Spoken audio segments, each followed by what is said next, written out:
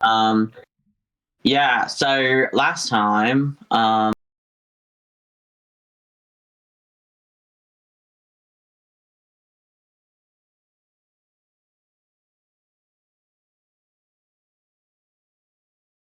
yes, yeah. So you guys, yeah, something big crashed down at the party that you guys were at.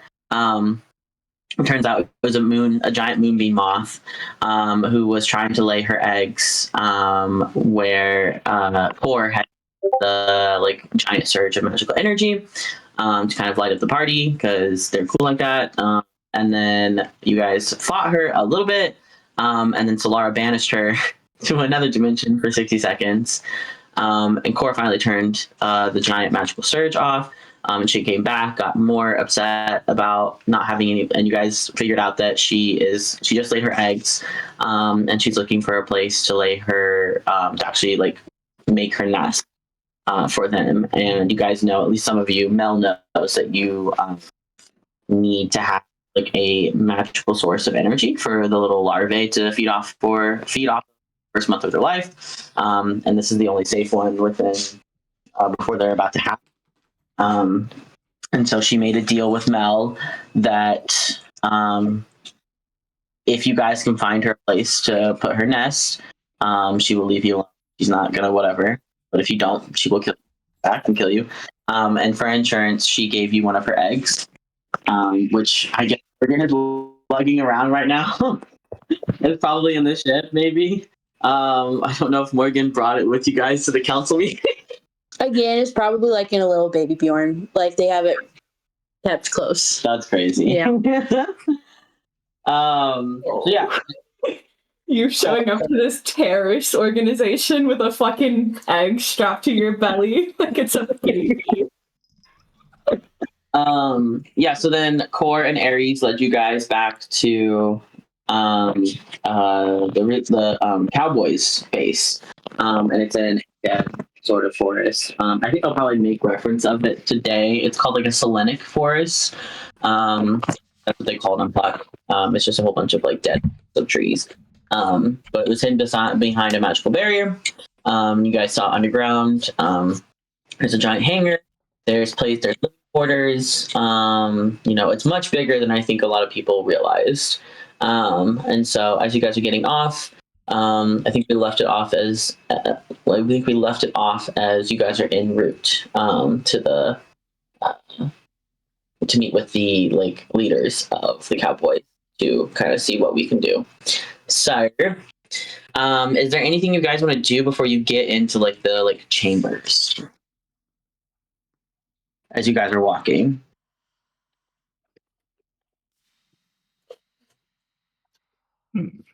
If not, that's cool. We can move on. But I just want to make sure. Quick poll for the other party members. Who do you guys think would be more helpful to have in control for this interaction? Do you trust Hebe more or Ghost to not make this weird? Who's in control right now? I believe Hebe is back in control. Mm-hmm. You guys go back over. fine. Hebe's pretty good about like being quiet whenever it's not about her. But Yeah. I don't see, unless it gets dangerous, I don't think you should whip Ghost out. Okay. Yeah, maybe don't bring out the guy who's killing people. Fair enough. All right. I was kind of leaning Hebe myself. Yeah. Okay. Ghost isn't the best socializer, so I don't really know what. We can't like be next to each other. You can't see my notes. Sorry. Arnor. Okay. Are you okay if I keep going? You're not. Yeah, we're good. So yeah, Core and Ares are leading you guys. You guys, they lead you down a hallway, and like I said last time, you guys are kind of surrounded by like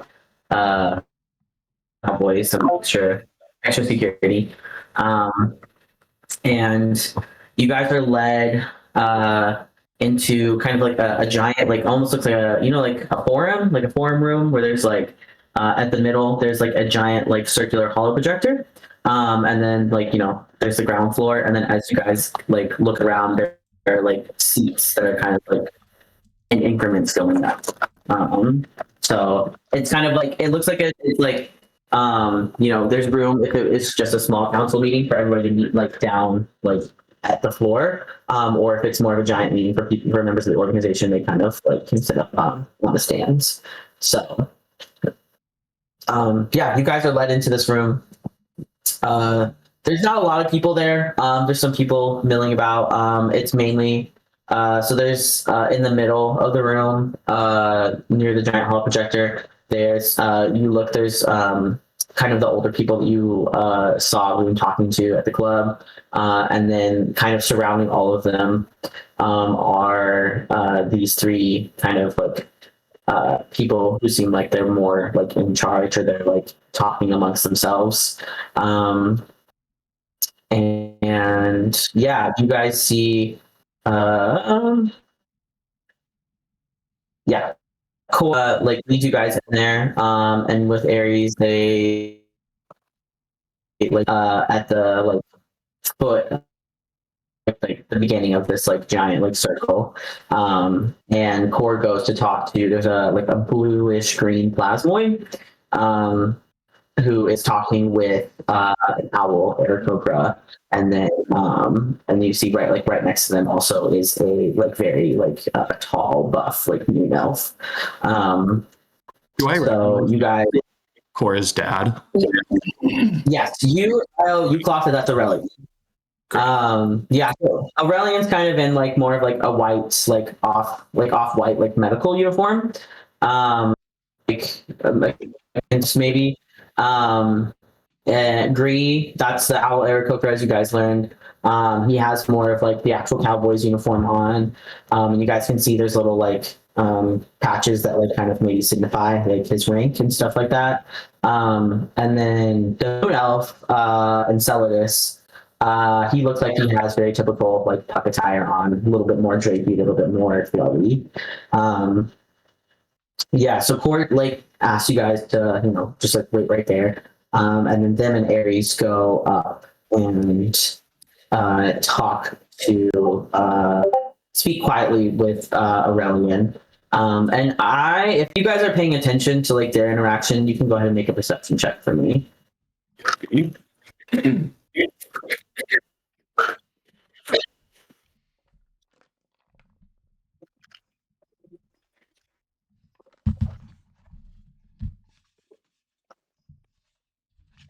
Just start rolling on the floor.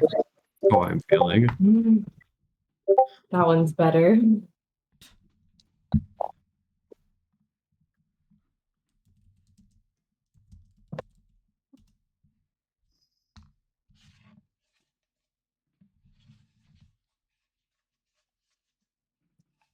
Oh, well, okay. Hold on. I did so that's fine. Yeah. Don't worry. I'm actually, you guys. I'm actually gonna have you roll another one anyway. That was just for that conversation. But Solara, you are the only one who really clocks this. Aries is kind of the one who's gesturing more wildly to you guys, to Aurelian, and Aurelian's just like you can see like Aurelian's nodding like in thought. They don't really have like they kind of have a blank like look on their face. They're not really giving much like away, but they're like nodding as they're talking like with Aries, and then Core like chimes in as well, and was like, it almost feels like Aries is not really trying to fight with Core, but Aries is giving their like opinion and like a little bit of a like, hey, like here's some history too. And Core is the one who's trying to like I think start to like introduce the idea of the mandate like to their dad, and like you guys were looking for that basically. As you guys are all doing that, go ahead, Solara, for the next one I'll give you advantage. Make me another perception check.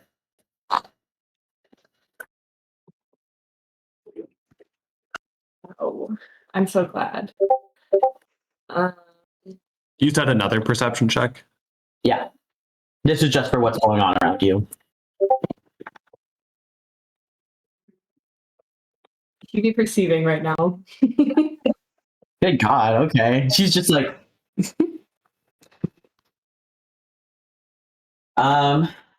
yeah, everybody, I think, kind of hears or sees this. So I said, there's the like giant like holo projector in the middle of the room. You guys are kind of down on the main like floor. And then kind of on the walls, there's also like different like there's like two or three like screens, like almost like TVs.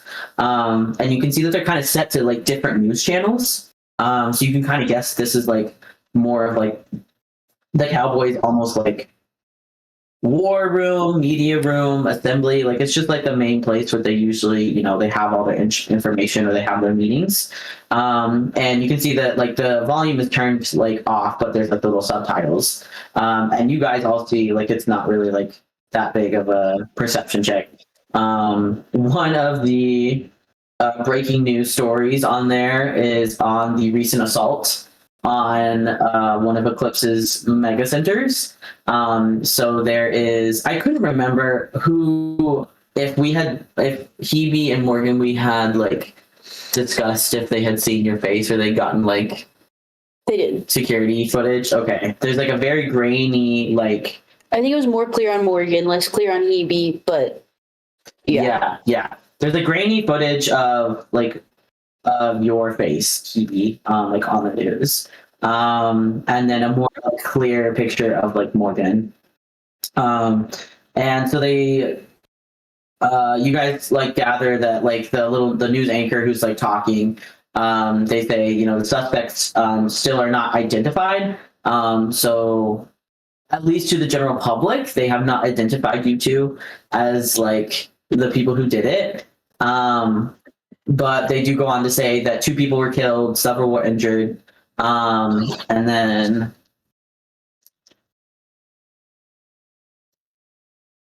sorry, I need to roll something. I don't know. Did you guys tell the group that you had killed somebody? Heard. You roll something good? Yeah, I rolled a nat 20.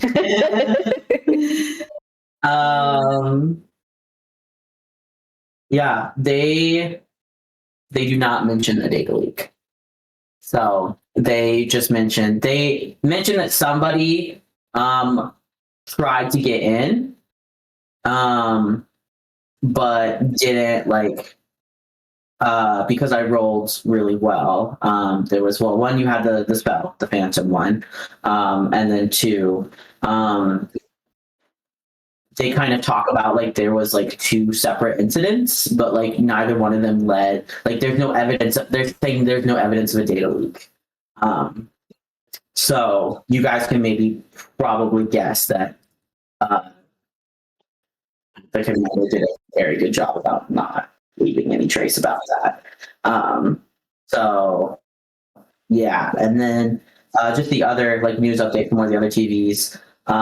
They're talking about the drag ship race. And so the anchor goes, by the time authorities got to the Maria, most of the dangerous activity and individuals had already deserted the premise. They're attributing it to the local Cowboys organization, and they designated them as a terrorist cell. And then they do say this, which you guys want to tune into. They say, if you or someone you know has been affected by these so-called Cowboys, please reach out to local authorities. Any information you can give that leads to the capture and detainment of these criminals is eligible for compensation. So, who wants to start prank calling the hotline? Yeah, like what was the one that was it the ICE hotline or whatever that they've set up? Yeah, just troll the shit out of them. Give them a bunch of fake locations to go investigate. Yeah. Yeah, and so is there anything you guys want to so I guess at this point Core, Ares, and Aurelian are still kind of deep in conversation. And Celadus does come over, like you guys see they say something to like some of the other like high command people, and then they come over to you guys' party. And they introduce themselves, as I don't really know what I would call like the leader, Chief Cowboy or something. But he's the high commander of I had honcho.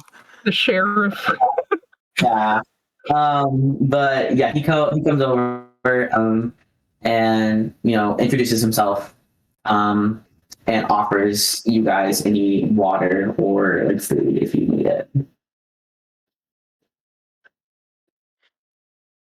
Mel I'd will love a little take him glass up of on water. it. Yeah. Got any snacks? He goes, I do. And yeah, they bring out like there's like not a table. No, I guess I didn't think about this. There's a coffee table, I guess. So there's some coffee over there. There's some refreshments. And so he offers, he goes, as guests, those are there for you too. We'll be calling this session here in a couple minutes, so please help yourselves. Sit down. We are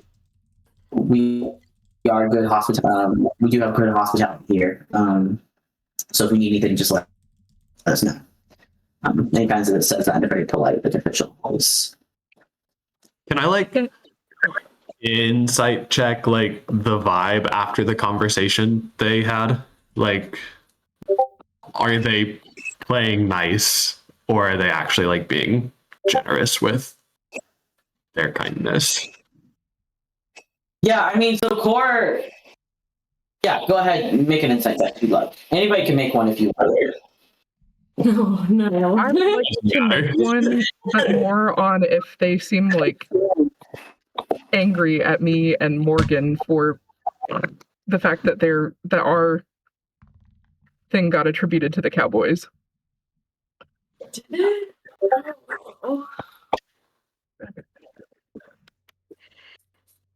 I do be grateful. Sweet.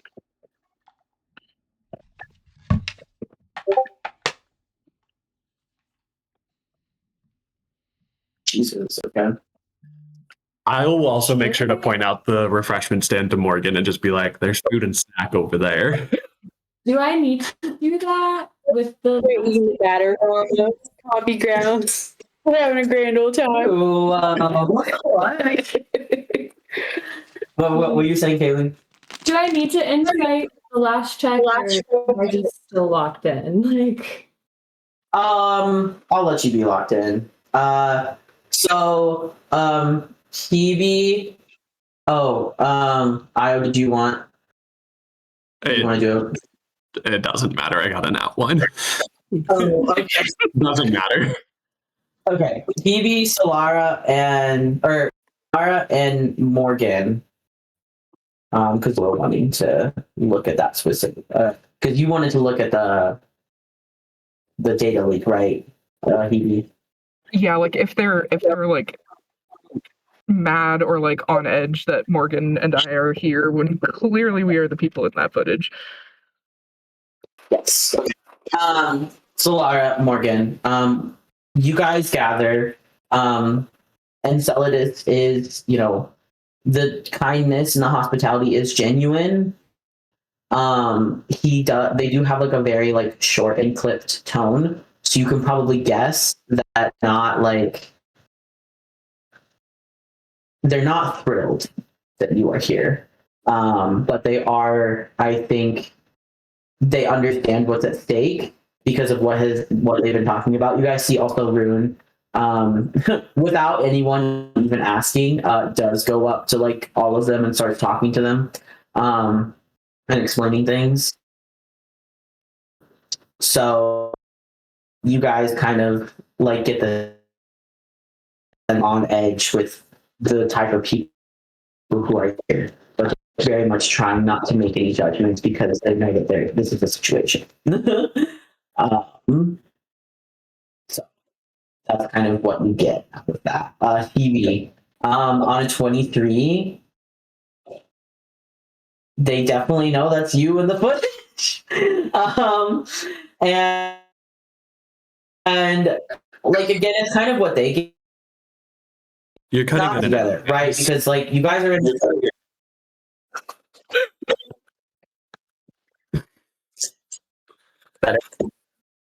better. I think so. Is that better? Talk for We'll see. Okay. Okay. You guys are coming.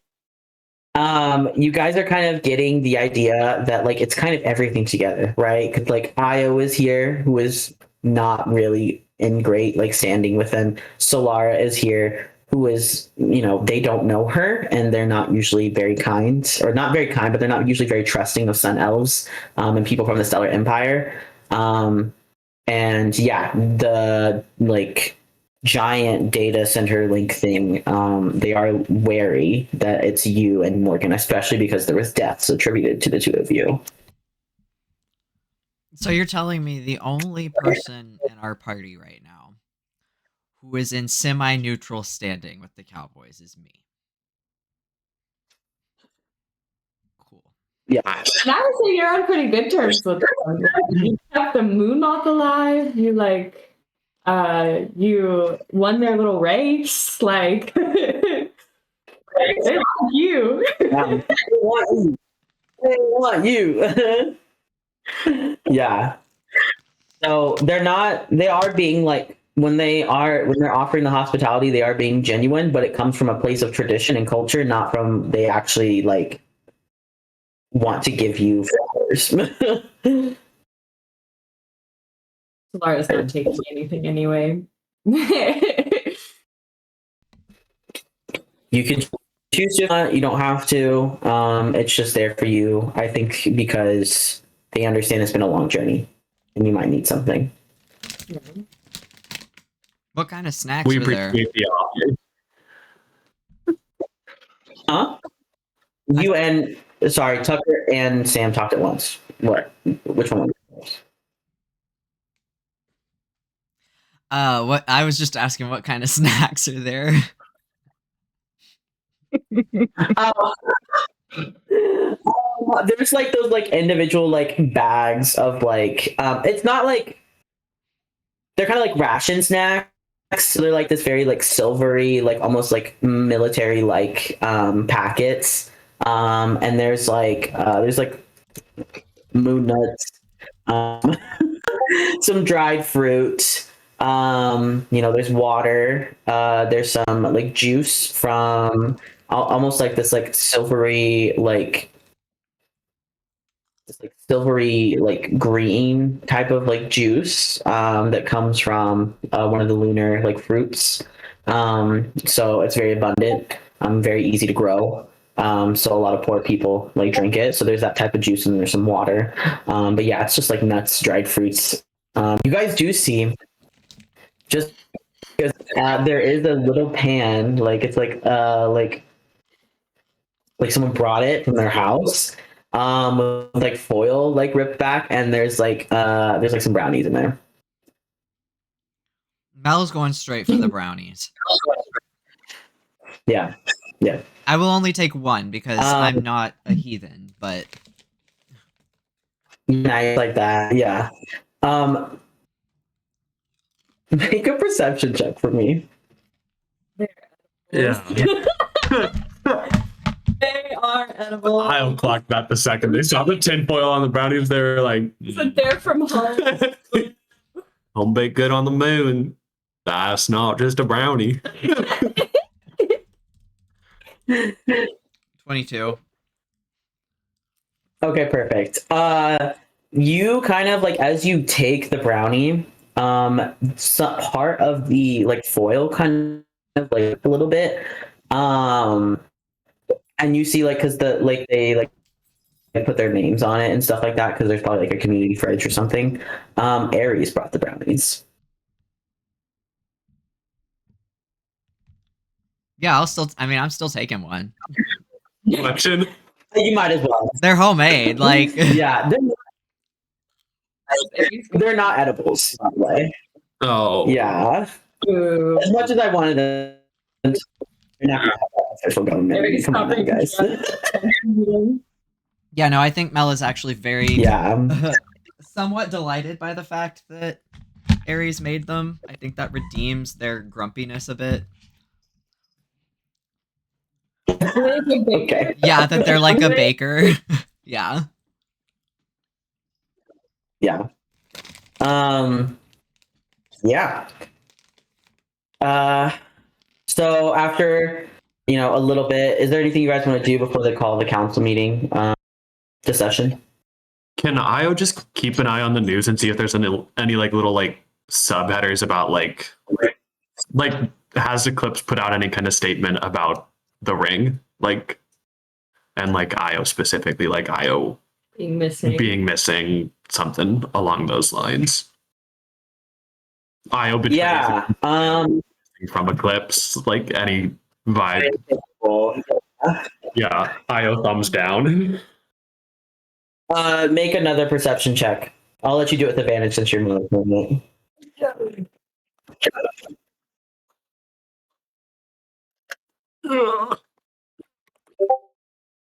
Soup. Oh wait, I can also the soup that Juno didn't eat. What I'm is sorry. it? It's still on your page. What soup is it? It's a gnocchi soup. It looks delicious. Chicken and Did you not like gnocchi? I didn't. The texture was a little funky for me. I knew I had a feeling about this. Like it. Yeah. Flavor really good. It was just the noodles were a little too soft, a little too gritty for me. I think I'm gonna send them back home to you guys. So I thought you meant if you want to take them back. Can you send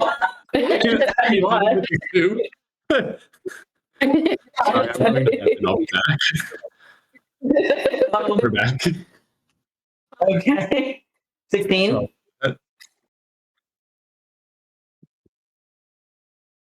16. 16, yeah. Okay. No. Surprisingly, there is nothing about any of you. Love. Yeah. So do with that information what you will. There's a reason. There's always a reason. Well, of course there ain't anything about us. They want to keep us secret so they can get to us first.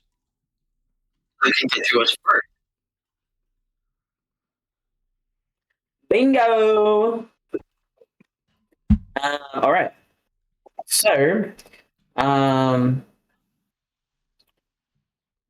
Enceladus, you guys see people start to kind of take their seats as it seems like it's getting closer. Enceladus gestures to Ares, and they go over and shut the giant doors. And they come up. There's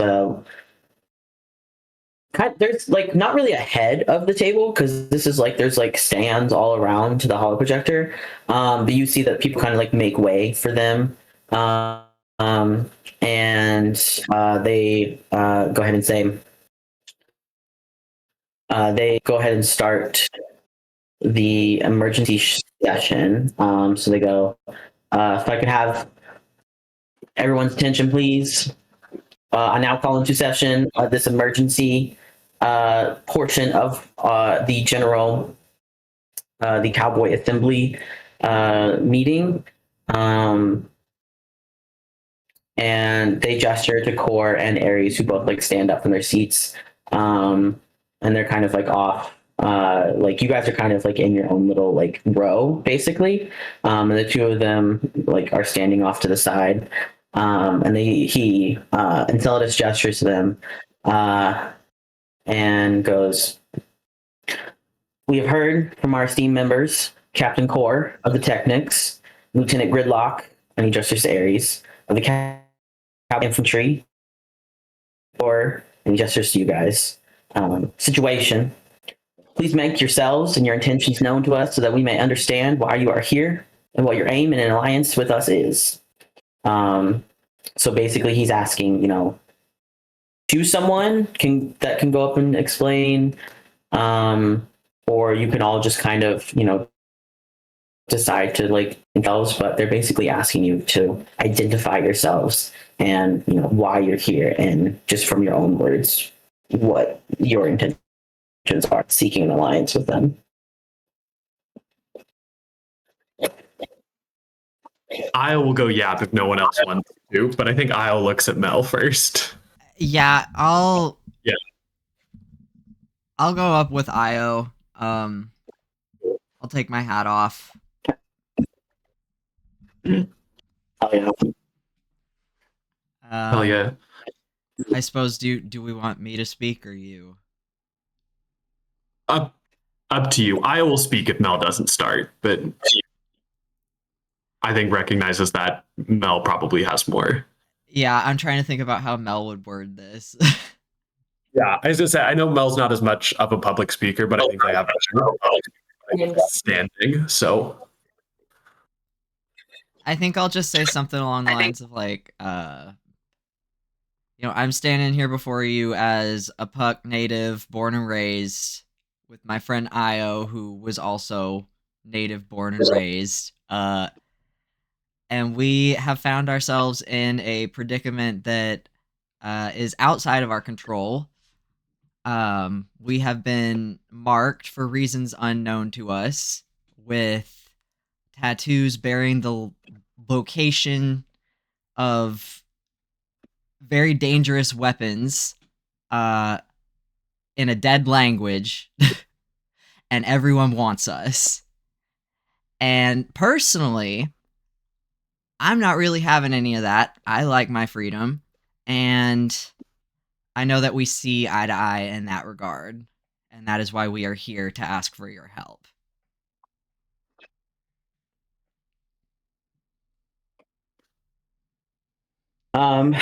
Enceladus does kind of step forward to speak. And they go, the assembly knows of the so-called relic, although knowledge of its power and exact composition are limited right now. We know that Eclipse is digging for it over by Cath. We know the devastating environmental and sentient impact, medical health impact on the people around it.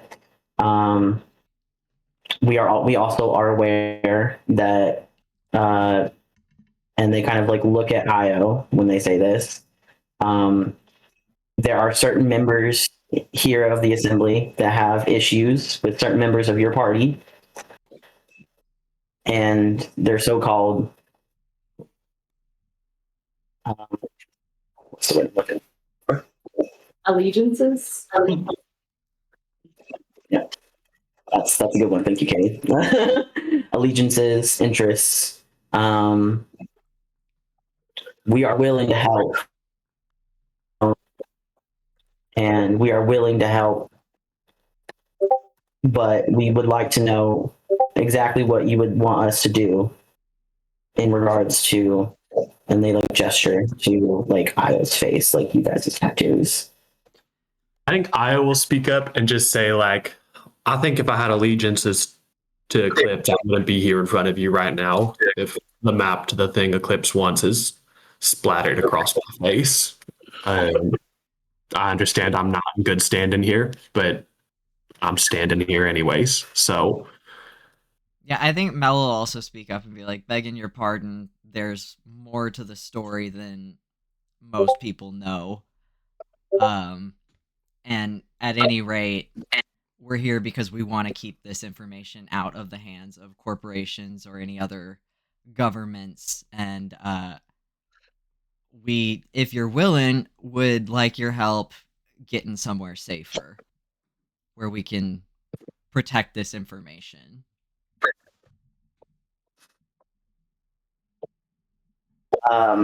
Yeah, and Celadus nods all of those things. He takes those into account. And he goes, I know members of your party have approached Aurelian and it's a gesture over to Aurelian, who nods. It's about another possible avenue of help that's alliance with us, but is not my area of expertise, I would say. And so they go, are you, and they turn to you, Io, and they go, are you prepared to swear this in front of our boys, and he gestures like widely. So he's talking about the Cowboys. Prepared to swear that you are not an agent of Eclipse no more in front of them.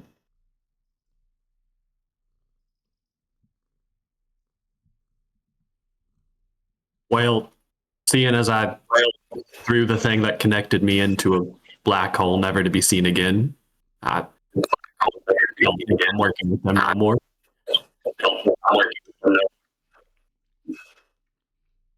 And to be clear, I don't think it was ever an allianceship with Eclipse. I want to make sure that it's understood that the partnership I had with them, the partnership Core had with them, and the partnership Dia has with them was nothing short of them taking advantage of some impressionable young youth. I think with that, they nod, and they go. I think I will keep going on a little spiel and just be like, I'm sorry for the harm that Eclipse has caused. There's not much I can do to make that up, but I can make sure they don't get this shard. So be it what you will. If you want to cut the map off my face and go find it, then do what you got to do. But I won't be here helping Eclipse find it. Give me a person roll with advantage. Yay, please, dice. Okay.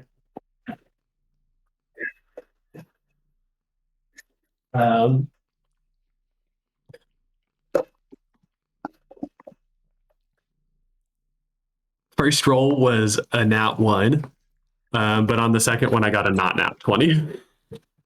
Let's go. Okay. It's the intention that they need a little extra sauce on it. They'll toss a bardic on it too. Yeah, sure, why not? Yeah. I think I would put as much juice on it as they can. 25. 25. Okay. You see, there is kind of like a ripple in the room. I think most people did not expect you to say all of that. And I think during that, and so it is contact with Ares the whole time as well, especially when they're like, you can slice it off my face if you have to. That's ballsy. No, that's sexy. Make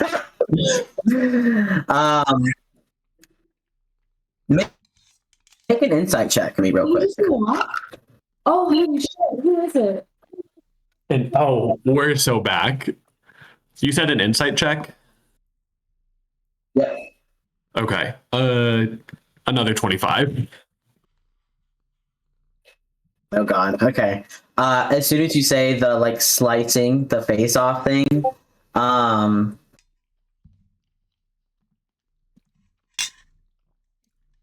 was like, what? Okay. They kind of level. I think like have an air of superiority around you for a while, and they kind of like take a little bit of they kind of like level the gaze with you, and they kind of give you like, because you're looking straight at them, like a little tip of their hat, as if to imply, and you know I will. Got it? Like just a little cute. Little what? I will give Ares a little wink back and like go back to like looking at the center table.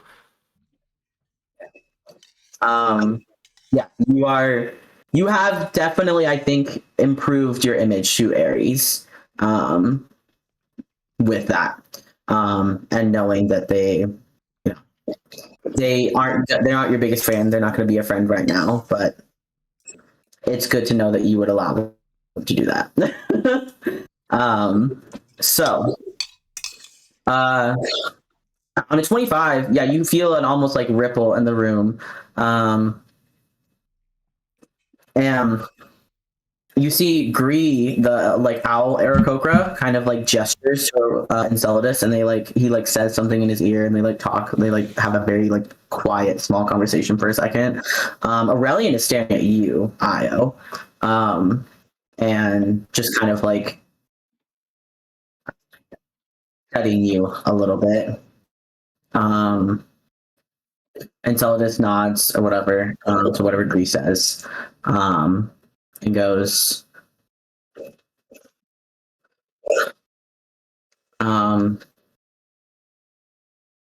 Yeah. The enemy of my enemy is my friend. We are willing and able to enter into such an alliance, sir. I heard that from, and then he gestures to Core and Ares.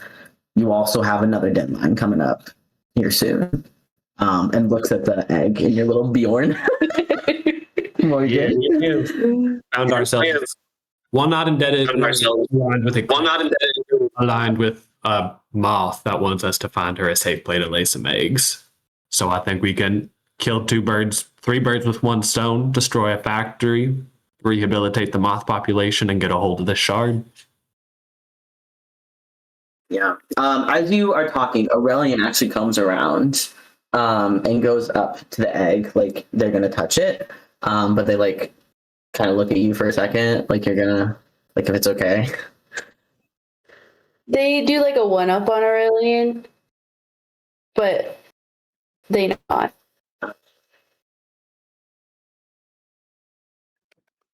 You guys see Aurelian, as you guys are talking, kind of like, it almost feels like they're doing some sort of like detect thoughts on the like little egg.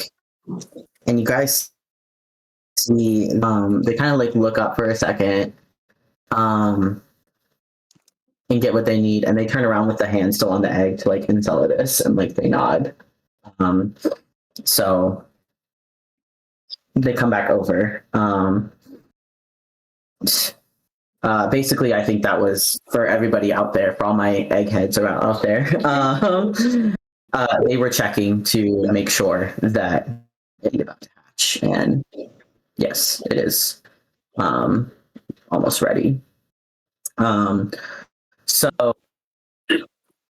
I think all three of them like kind of nod to you guys, and then you guys hear Green speaks up and goes about. You cut out again. Oh, yeah. Sorry. Oh. Okay. What was the last thing you heard? I think you said Gree. Yeah. Gree kind of like steps forward and goes, for those who have personal, familial, and otherwise allegiances to Puck and the Lunar Realm. But then he looks at you, Solara, and goes, and what about those who this does not serve in any capacity? Oh, like asking my intention, like what I'm hoping to. Yeah, he is more worried about you than anybody else. We have a princess, because he'll continue, give you a little bit more context. We have a princess of an empire who is actively destroying the ecosystems in not just here, but across our realm. Does she, what's the word? Sorry, give me a second.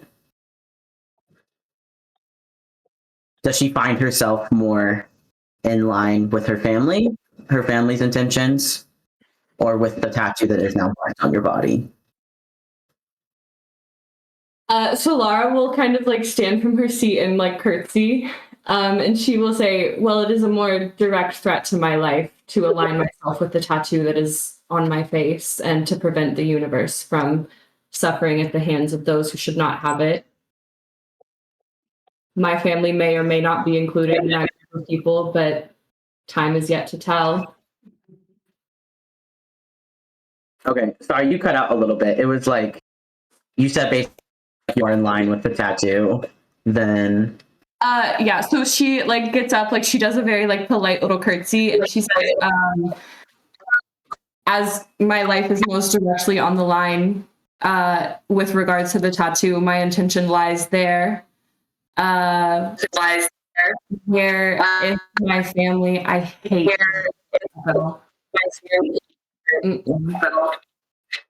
Sorry, you're echoing. Sorry. Yeah, like really bad. I think it's through Juno's mic. My mic. Interesting. I think someone's speaker Hold is too on. close to their mic. Yeah. I have headphones in. So it's not me.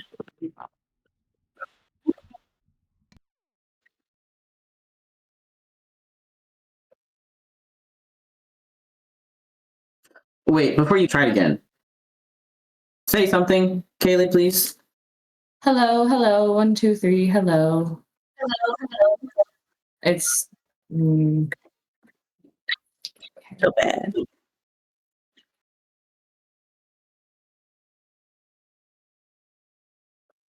We should abolish Discord.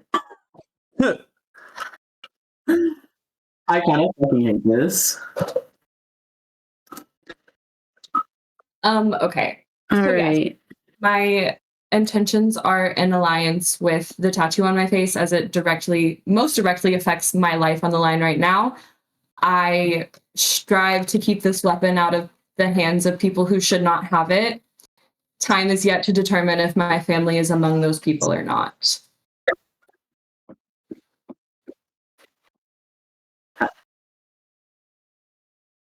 I think to that, Bree says, and not in alignment with you. Like asking if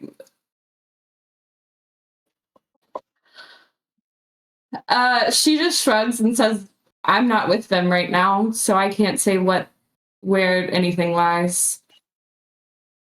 Oh no, he's asking you if they like are like in the future, like even just like a very like close future, like even if they are not with you, do you still like are you he asks, are you steady on this course? Like Ooh. Um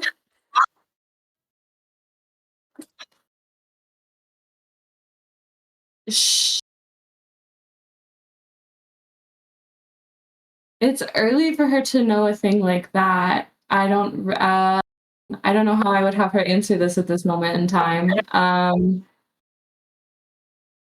So I would say that she just like stares directly ahead and says, I'm as much of what I represent, I have no intentions against you and your people.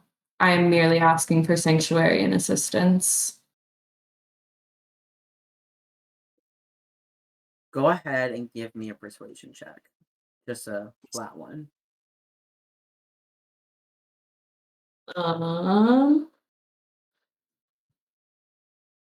16. Pretty good, pretty good. You see Enceladus puts a hand on Gree's shoulder while looking at you and goes,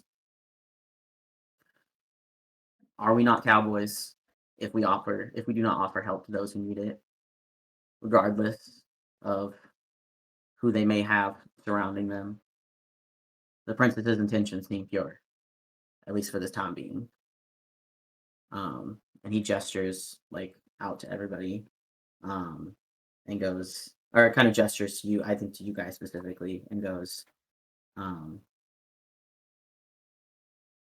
on, let me look at my notes real quick. In regard to going to the dig site, and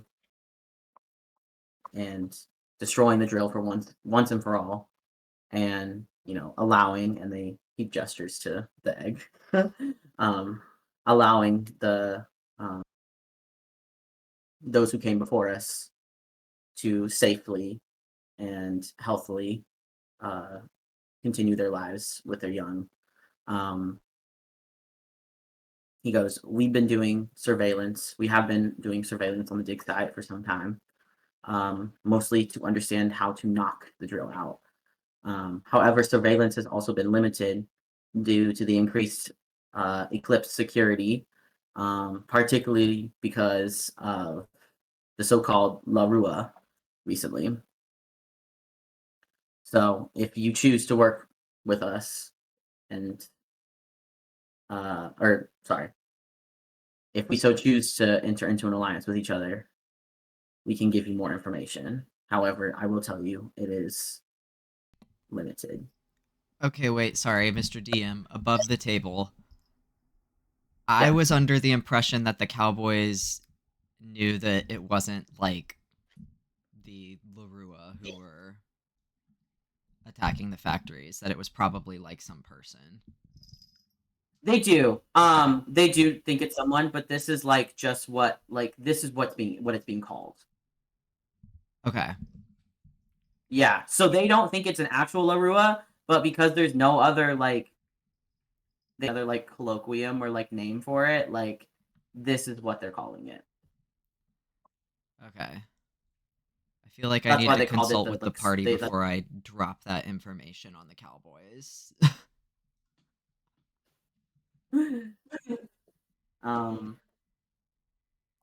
So I think at this point, Rune steps forward. And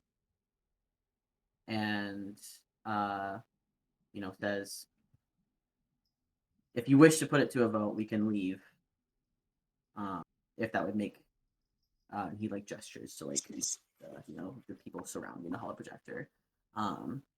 If that will make the assembly more comfortable to discuss this decision before giving an answer.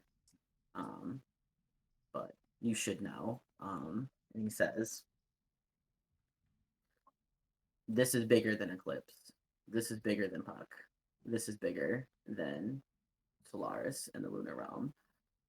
What's at stake here is not just the cowboy movement, but also any movement across the galaxy that stands for justice and freedom. And above all,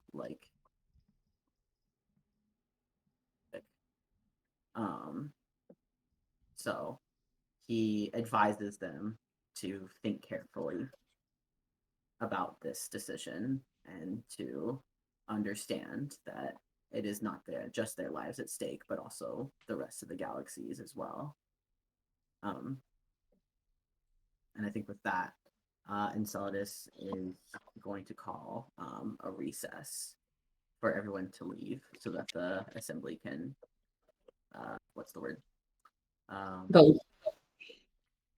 Vote and just discuss, I think. So you guys are led out again by Core and Ares.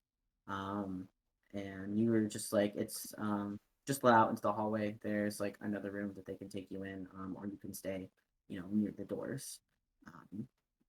But if you wanted to talk about this with the party, Mel, you are welcome to do so at this point. Or you guys can talk about anything else that you want to discuss.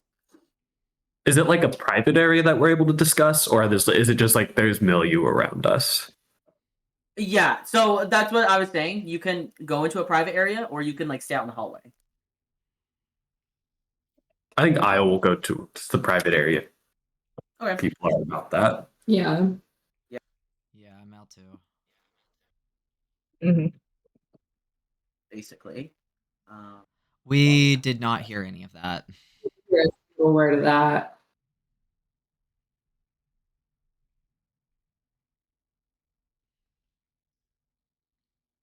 They lead you guys into an offshoot room while the council discusses. Cool. Cool. So you guys can talk to Core, you can talk to Ares if you want, or you can talk amongst yourselves.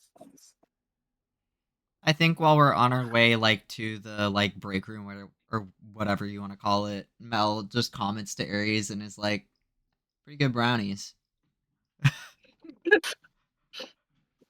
You say that? Yeah. What do they say?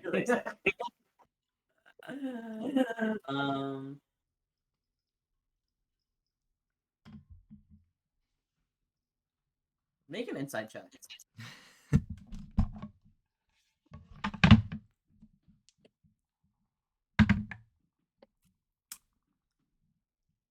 16. Yeah, on a 16, they seemed a little bit surprised that you would say that to them. After the last time you guys spoke. But they sign back to you. They're there for the people, your people. Mel rolls their eyes. You're- Yeah. No, but when we get like to the private room or whatever, I think like can we ask for privacy from like Aries and Core as well? Yeah, I will ask Court to leave the room. Yeah, for sure. Yeah, they both go ahead and leave. Okay. Yeah, I'll just turn to the party and be like, so do we think that the Cowboys should be let in on the LaRua secret? It's gonna come out sooner rather than later, anyways, because what I understand, Bo was gonna ask him for help with some of the tech, but I wanted to talk to you guys about timing since we're a team or whatever now. I think it does nothing but buy us favors with them. I agree, and I think it's better to say it now than to have it come out as a secret later. I agree. So do we interrupt their recess and send a little message in, or do we just wait until they've made their decision? Let's wait till they made their Yeah. decision. I think we need to talk to if we are entering an alliance with other people. I need to are we in alliance with each other? Yeah, that's fair. They don't need to know that information if they're not gonna protect it. And I think Io will look at Solara specifically and be like, I think they brought up a good point. If they ask for the weapon from you, would you give it? To my family? Yes.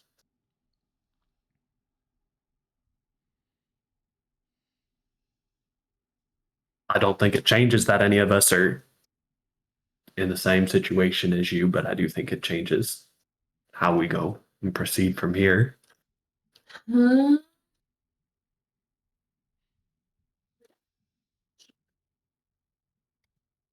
I think. Um, Would you like an interjection, Solara from Orion? what would Orion say? I'm curious.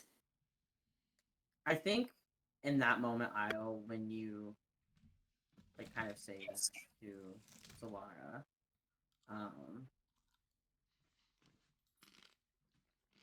what would they say? I had something for him and then I lost it. Sorry.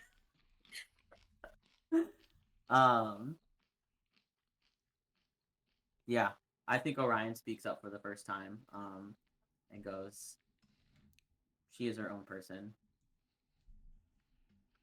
And I'm asking what decision she would make.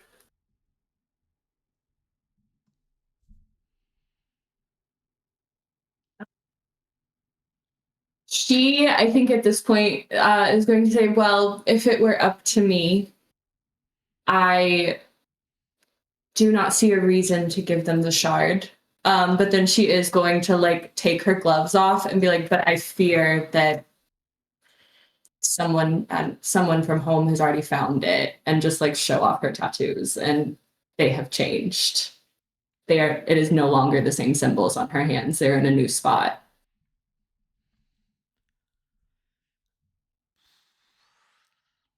Well, shit. So it moves. The tattoos change with the. I see.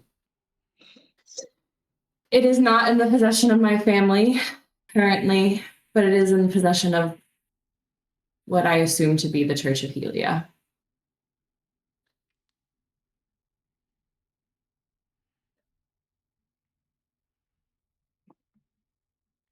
I think Orion also says after that,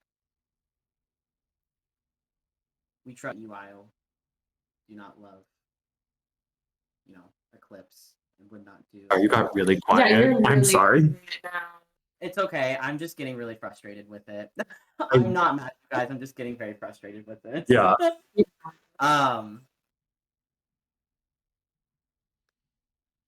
Yeah, I think Orion actually looks at all of you and goes, "We trust that the things that we do here is for all of our safety. I ask that you also trust her as well, since she is part of this with you." And they just kind of nod at you. He nods at you, Solar, and goes, "That's my piece." Well, shit. I mean, the princess hadn't done anything yet to, like.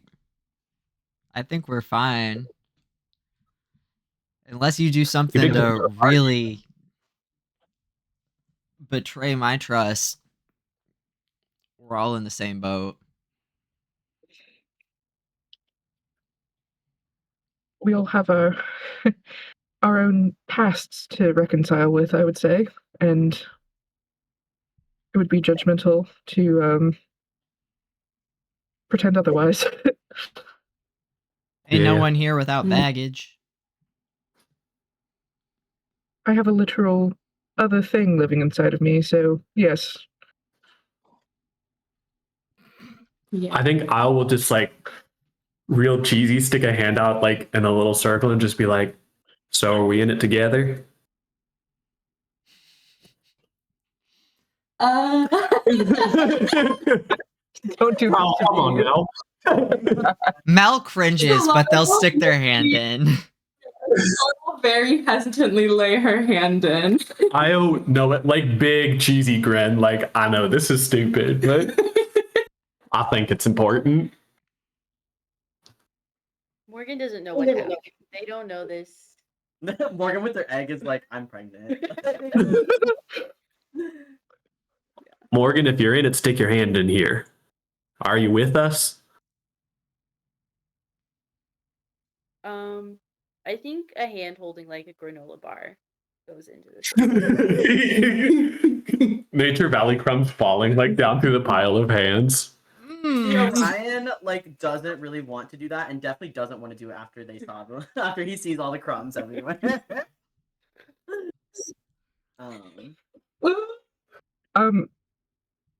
Hebe is going to ask Ghost before she commits. Consent is Because sexy, it feels guys. unfair.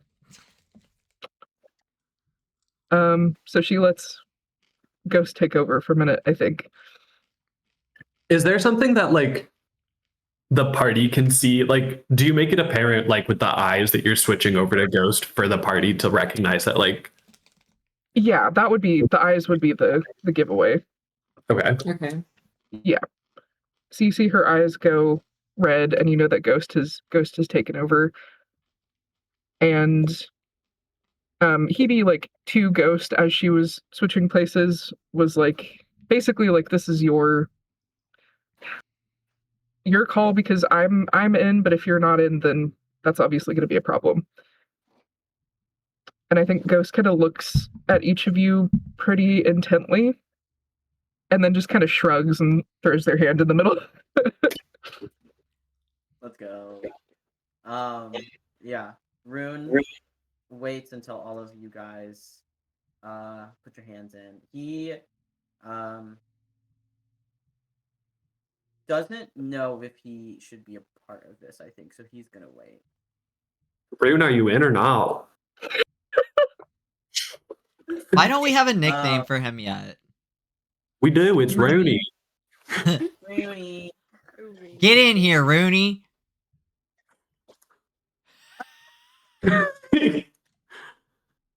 Hold, please. No,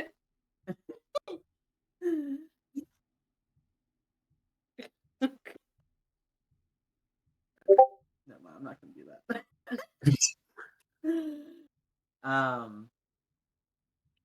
Oh yeah, I forgot. Is Kibo with you guys? Did we decide that? I don't think we I think determined. we decided that. Yeah. Why not? Okay. Yeah. Kibo before Rune, like, because he's just like, yeah. Oh, I do remember. Yes, he was sitting on like clinging onto his like shoulder. Yeah. He like extends his arm. And like Rune kind of looks over at Kibo and like raises an eyebrow, and Kibo like goes, and he gestures back. He looks back at you guys. All of you make an insight check. He's becoming self-aware. Not 20. Oh, fuck. If it's about fucking Kibo, nat 20 every time. Locked in. Locked the fuck in. Damn. Yeah, on a nat 20 IO, you see Rune does not look very surprised by things like ever. Rune is heavily surprised that without like him even saying or gesturing anything, Kibo like already put his hand in. And he also, you guys see, he kind of like looks back at all of you guys, and I think most of you except for like Solara. Most of you guys clock this. He looks a little sad, but he looks a little bit like it's kind of like one of those bittersweet sadnesses, right? Like he knows something is gonna happen, something's gonna come of this, but he knows that it will be okay in the end. I think Hebe's gonna switch back with Ghost and kind of turn and hold her hand out to Rune. Oh. Like inviting him into the circle.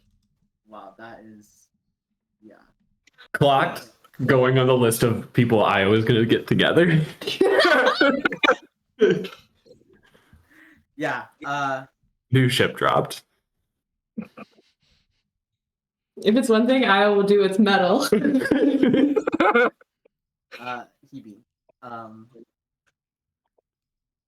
Rune looks at you, and takes your hand, and allows you to pull him into the circle.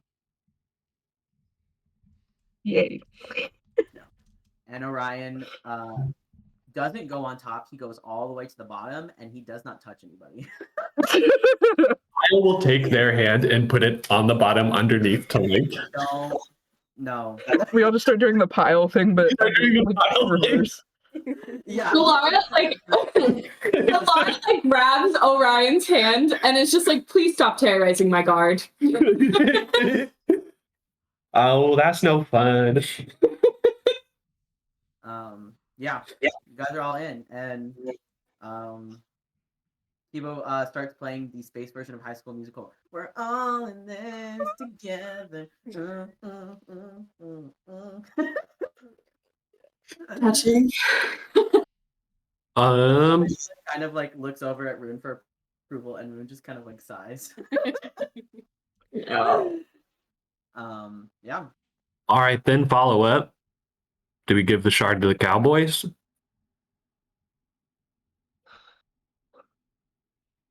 Well, one of the Cowboys is the mandate. At Do we any rate, trust the mandate? I don't know if we have the authority or the power to try and prevent them from taking it if they want it. Like, we're severely outnumbered. That's why we came to them in the first place. And it doesn't sound like they necessarily have a desire to seek out the others, which would be the main problem, as if they had all of the pieces. Right. Yeah. You guys, go ahead. Actually, all of you, if you would like to make one more perception check, I will allow you to maybe gather some details into like a coherent thought of what you think the Cowboys' intentions are. Yeah, perception or insight. I should. Oh, so beautiful. These people questioning my intentions? Okay, bitch, I'm questioning back. Was our lowest roll a 19? Damn. Neat. I locked in, was having a little bit of a slump after being told that everyone is dead because of them, but then they had their little moment of yapping on the floor and they're like, we're back. We're so fucking back. Okay, I think it's good. Fine. Yeah, all of you. And hold on, let me just do a deal. Gonna be that's gonna be, what is that gonna be? Sorry, I'm watching the F1 race and something really funny just happened. You all clock. The reason they are so like they were kind of interrogating you guys, is because they are putting their own men on the line, but also they have no desire for the relic. Heard. They want what they want is the drill to be destroyed, and they want the dig site to stop. They want to land a blow against Eclipse, and if Eclipse doesn't have the shard, better. Cool. They don't need to have it. It just needs to be not in Eclipse's hands or people who are going to like use it for terrible reasons. So they are. You guys will, maybe go back in, and they might not say it explicitly, but they're not willing. They don't really want to fight you for it. They just want to know that if it comes down to it, and you like take it with you, you're not going to do anything terrible with it. So that is kind of what you gather. So for better or for worse, if you want it, the shard could be yours. Yeah. As you guys are done, is there anything else you guys want to do? You guys hear a knock from Core, saying that, hey, they're calling us back in. I think Io has one more question of like, so we said we don't want, what is your like region called? The Stellar Empire. So we don't want the Stellar Empire to have it. The Cowboys don't want it. Do we want it? What do we do with it? Personally, I think if Mel didn't have the address of one written across her back, she'd be in the same boat as the Cowboys right now. Yeah. I mean, yeah, this one, Solara will turn the question back to you two. This is your shard. This is your planet. What do you think? I think if we don't destroy it, we should have it as a group of people with like mixed interests, mixed alliances, take it to a vote, and where it goes is where it goes. I want it to go where it does the least harm. I also think it's, if our bodies are an active tracking map to the shards, it makes sense that it might as well just stay with us. Wherever I'm at, they can find the shard, so it don't really matter where it goes. That's true. For me, we at least know. So the maps are always changing. Keep it on the move. That way they can't really. Yeah. She smiles really big and goes, and if you want to get rid of it, I know a guy. What would happen to Grim if he ate a shard? Can I insight that? Because yeah, because that might actually solve our problem. Ether is, well, it might cause it worse though. We know Ether is the god of black holes. If the black hole consumes the shard, does what happened? And we gave all the shards to the black hole, would that give it to Ether, even if they're on a different plane?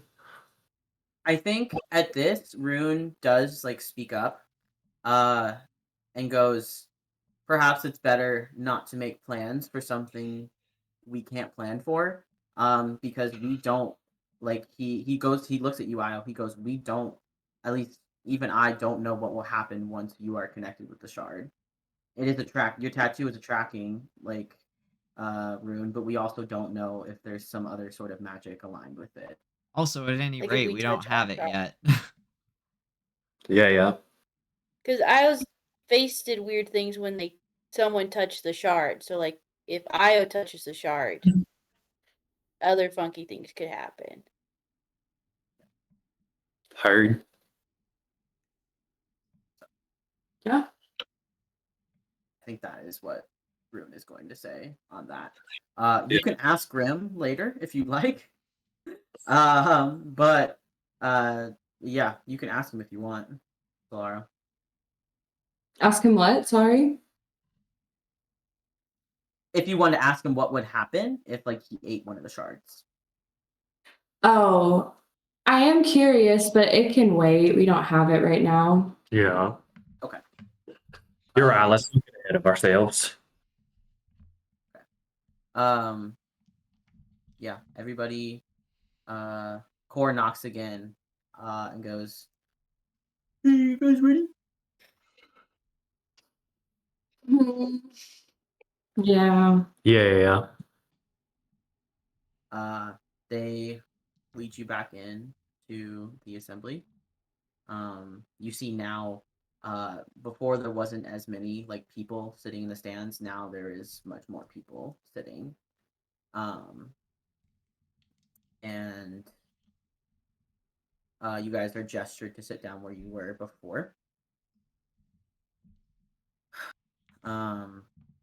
Quite popular, ain't we? As you say that, I think Cora like leans down to you, Io, and just makes a comment and goes, "You always were. I was gonna say you should be used to it.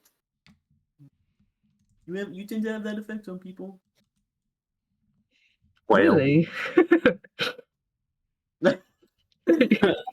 yours is the only attention I really wanted, so.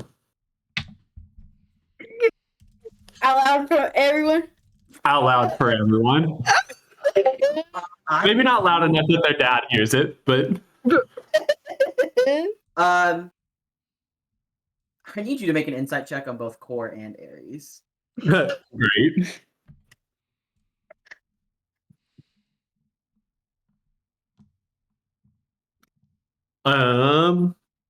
Okay, that's so good actually. Someone else make insight checks too. Corey's gonna be 13. And then Ares is a nat 1.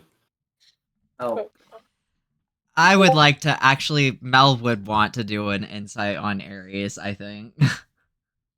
give me an insight check. Yeah, nat 1, you don't get nothing. From Ares. 13. Core does blush. That's how you knock her lip. She knows what's going on. God, look at those tires. Mel. You see Io say that, and Core kind of like almost like swoons a little bit. It's really infatuated with them. On a 19. Ares has an air of jealousy around them. I thought so. Thruple. I thought so. They bristle a little bit at that, and they kind of turn their face away from their conversation. That's part of why Yay. Aries hates Io so much. Their competition. I was going to Paris. Fuck the shard. Yeah, for real. Like, this doesn't have to be a competition, just thruple.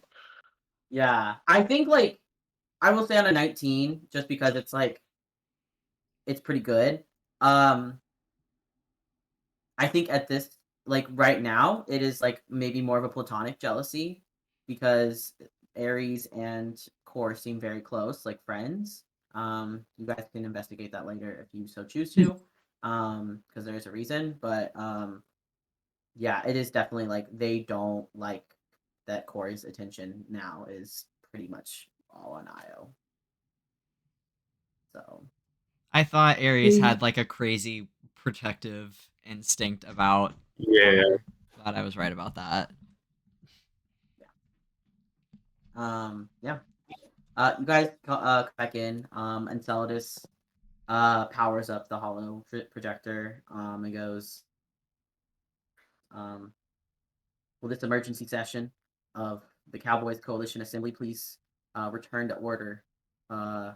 Councilmen, assembly members, we have made the decision. And they gesture to you guys, and they go, need you and join an alliance with you to take down and disrupt the drilling site that Eclipse has set up near the town of Kath on the night side of Puck. They go, we enter this alliance full-heartedly, but with caution, and to understand that we are here to help and we are here to protect you. But we also ask that you are here to help and protect us. Just as goes, and they kind of like gesture widely and they go, just as we do here on Puck. and in the lunar realm, and as Solaris grants us. And you hear Aurelian and some people in the crowd say like a little prayer to themselves. They gesture to you guys and they go, and they start reading off of from a little list they have up on the holo projector, and just reading off the number of troops they're going to send, what the tech or the like equipment they're going to send with you, and they go, the ground assault will be led by Lieutenant Gridlock and their battalion of Cowboys. Captain Core and the Technics will accompany you deeper into the dig site and help you dismantle the drill permanently if possible, but temporarily necessary, or at the essential temporarily. Yeah. This here alliance is now set in written or word. Sorry, I'm having a bad day with politics language. And in 2 days' time, and he gestures to all of them, we will take back this section of Puck and help your families in this community here continue our mission. Is 2 days enough time for the egg? I thought it was quicker than that. It's 3. Perfect. Okay. Yeah, I'm sorry. That's okay. Yeah, because I was like, 24 hours is too short. We're not going to do the PP timeline. Yeah. To continue our ongoing mission of freedom and justice for those who reside on the moons and those who respect life here. And with that, he kind of calls the meeting to an end and says that there will be a more technical like planning meeting tomorrow, first thing in the morning. So he asks that, he goes, in the meantime, we will provide you shelter, food, water, medicine if you need it, and anything that you might need to make your stay comfortable here with us. He goes, welcome, my friends. And with that, the council, he goes, this year emergency session of the Cowboy Assembly is now done. Adjourned. Thank you. Sorry. Yeah. And there you go. The council has made their decision. You guys see, as soon as he says that, like, I guess like in the middle of their speech when they say, in 2 days' time, we're gonna go disrupt the drill or whatever, you guys see like a whole bunch of people in the audience like give out and yips and like stuff like that. They're itching to fight. Sounds like. Yeah. Mm-hmm. Yeah. At this point, you guys. At this point, actually, as people are leaving, Aurelian comes up to all of you guys, followed by Core. Yeah. Do you want to take a break before we get into that part of it? It's the PP timeline. Yeah. Let's take a 10-minute break and we'll come back. Cool. Hell yeah. Okay, really important before everyone leaves. He's baby. Hi, Slug. It's Slug. I called him Buffy the other day, but Slug is good. Goodbye. Go piss. Yeah, I also have to pee. I'll be back. Okay, let's go. Sorry, Kaylee and Solara, to put you on the spot there. So she was kind of in the hot seat. All right, like, y'all, it's really early for her to like tell her to betray her family. She don't know what to think about that. Well, that's why I was like, that's why I had Orion interject, and I was like, you guys are all trusting each other, so why can't you trust her? Yeah, arguably not the least trustworthy among us. Right. Like, I understand the threat that I represent, but also, like, That is why I had her word it very carefully. Like, if it is up to me, like I don't see a reason that my family should have this weapon, but not everything is up to me. Like, Right. Hopefully Orion helped a little bit and kind of it seemed like it diffused the tension from you too. yeah. So you don't have to make a hard decision yet, but she is boiling a little bit. He did do well with that, so that was I know, because I was like, way like I also think it's too early for you to make a decision, but like I kind of had to like address me. adjusting.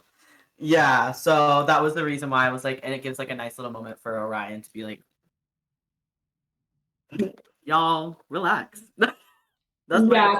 And I mean, we can like, because I know that we individually talked about like, of like perhaps a conversation that Solar and Orion would have had about the Sunweaver. We can call that canon if you want. Like, that reveal would not have been a surprise to him in that moment.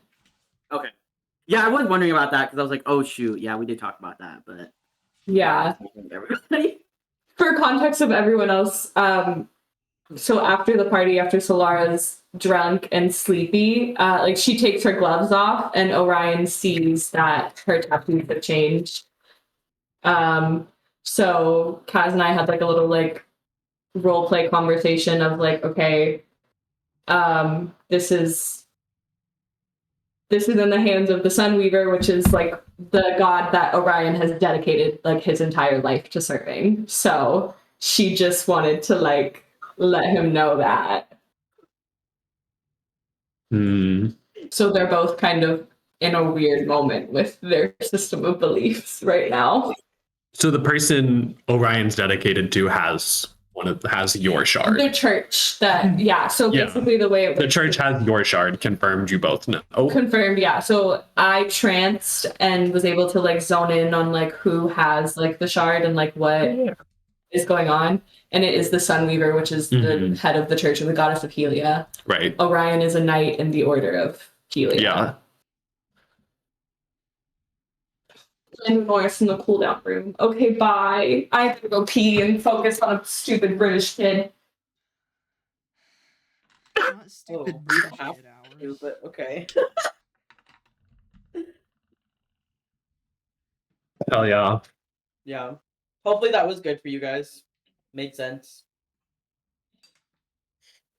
I think Io cooked, so I think Mel, I did, like yeah, and I think you won some hearts and minds, and you know maybe someone's dick too. So a couple people's dick, maybe.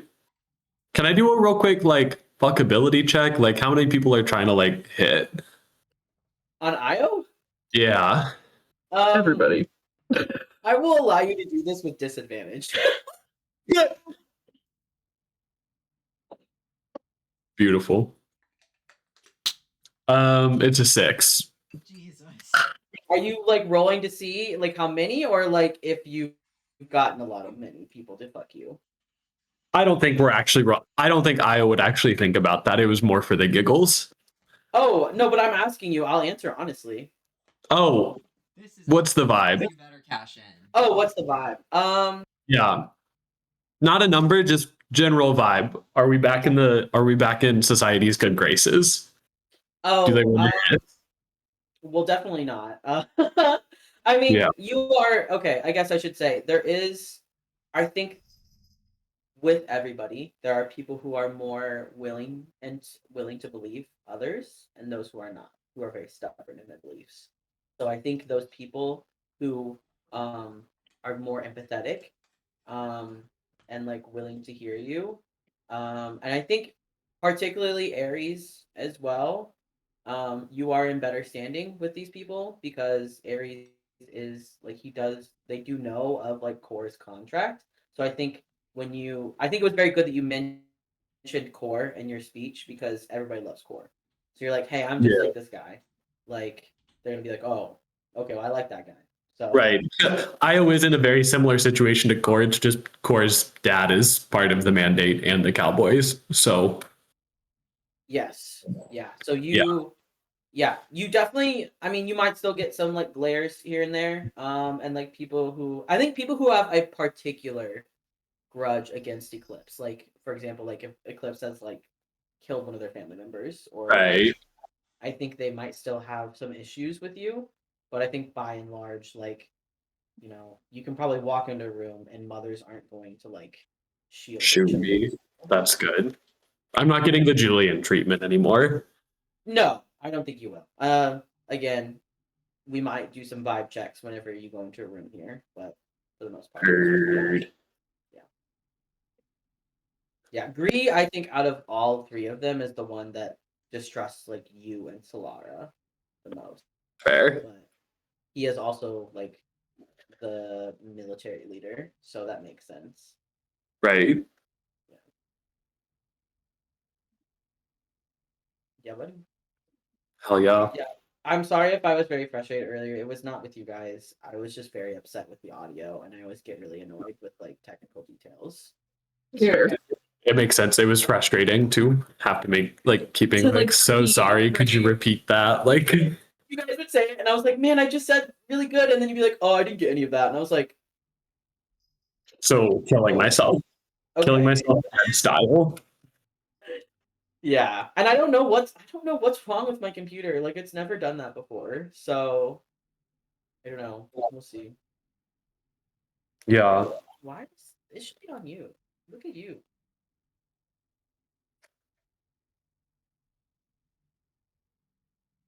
Two shots. Didn't know if like the mic would have problems. Oh. Can you still hear me? Can you guys? Yeah. Yeah. We all did it. Maybe it needs to be far away. That's Maybe. the problem. God, I'm blowing up in my mind. Going to my mind palace. Io, just for you. If you do want to talk to Core about the contract, I do have that plan for you. Yeah. Okay. I was assuming they were gonna like hang out after all this, anyways. So, Yeah. or at least like we were gonna have like I don't know what you were planning, but like you said, it was just like a night of rest kind of vibes, like food and whatnot. So Yeah, so I was talking with Juno a little bit about this. We'll role play whatever you guys want to do after this. And then um if we have time, we can come up with like a plan because I know you guys already kind of have like a plan of what you wanted to do or some things. So we can kind of maybe like if we can, maybe let's get that like solidified this session. And then next session we might start combat, baby. Or at least start a mission. I'm trying to get y'all off this motherfucking moon. hell yeah. Yeah. Guys, I'm floating in Roku City. Beautiful. My favorite deity, the head of Jaya that floats through Roku City.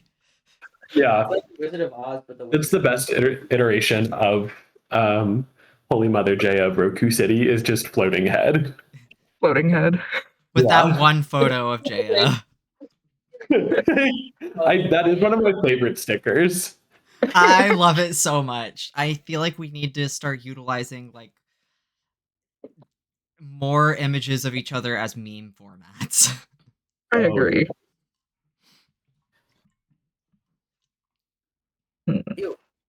It's such a cool fucking trophy. I hate him. I'm gonna beat What do you do?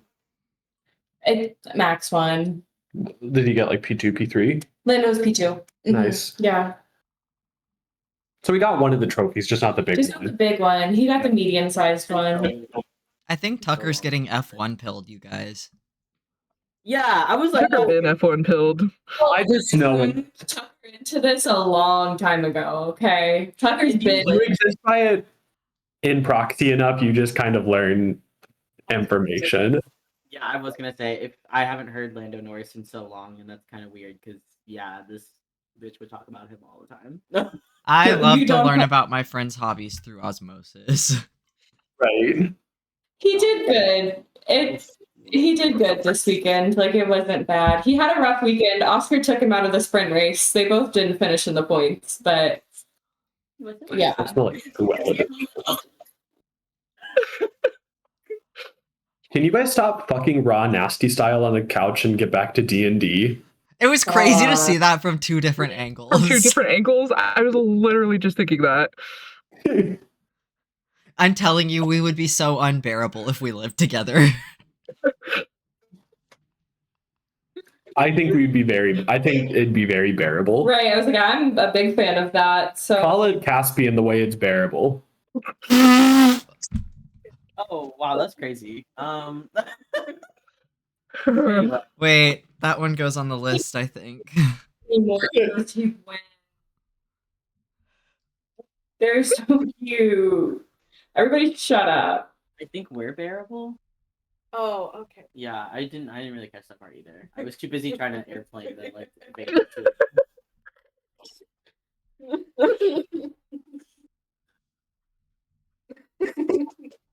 Come for your plane. It's coming for a landing. Oh.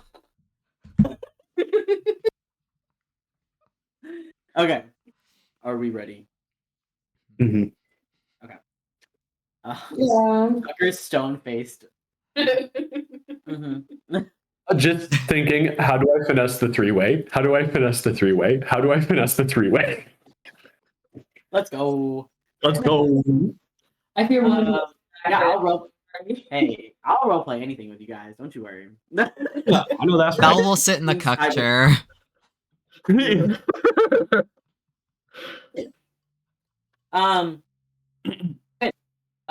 You guys after that, Core. Before that, Aurelian.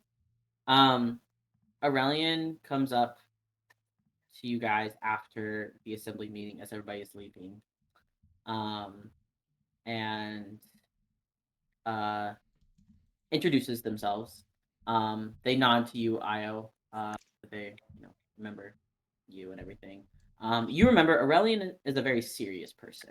I was gonna say, have I ever met Aurelian before this? Once or twice. He's a very serious person. He's also a very strict person. And he is also a very religious person as well. So all those things together, you can kind of get the feeling that like Core liked to spend more time at your house. Right. I will like stick out their hand and be like, it's nice to see you again, Mr. Whatever their last name is. Plasmoids don't have last names. Love. Nice to see you again, Mr. Aurelian. They take your hand. Yeah. Give you they almost do the dad thing where they're like, if you have like a strong grip, it's like, yeah. Io does not, but appreciates the strong grip. Yeah. You give like a very dainty like handshake. It sort of like hands their like hand over for a moment. Yeah, and takes it and like does like one of those like actual handshakes, and then realizes that like you're kind of limp in their in their like hand, and goes just like lets it go. Nice. Yeah. So Aurelian comes up, introduces himself, says hi to Io, and they go.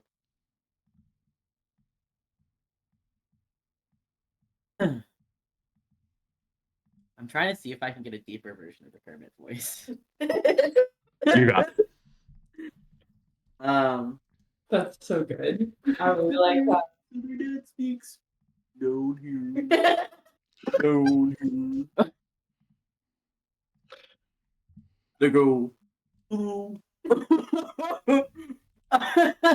That's really good. Surely we're committing to this for an entire campaign. You love to see it. Yeah. They go. Instead of words being up here, they speak down here. Aurelian. Yeah, do it. Fuck. My name is Aurelian. It is nice to meet all of you. I am the chief medical officer here in the in the Nightside Coalition of the Cowboys, NCC for short. And they go, your contact Rune, and he gestures to Rune, has informed me that you were sent here for the mandate, and that we share now the exact same goal. They go on to say, because I can't keep my lips like that the entire time. They go on to say that the mandate has been informed of all of you, and the tattoos and then me, and that they are willing to, and almost like enthusiastically willing to help. However, they also, there's a lot of meetings. They would still like to meet with you guys and get some information from you. And so Aurelian says, tomorrow after the big like planning meeting, basically, you guys can talk about. You guys can meet with some more of the mandate. They also kind of introduce the fact that like there's no, the organization you see here, there is no central leadership for the mandate. So it is something that will have to be passed through communication to all the members. But to do that, I need information from all of you first. And if you have any questions for me, I'm also happy to answer them. Just not like gestures around to everybody, not here, with so many ears listening and eyes watching.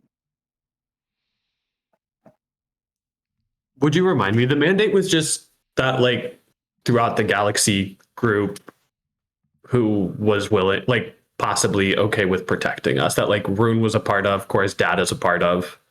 Yeah. So And- the mandate. So the full name, the Ascara mandate, is a very loose like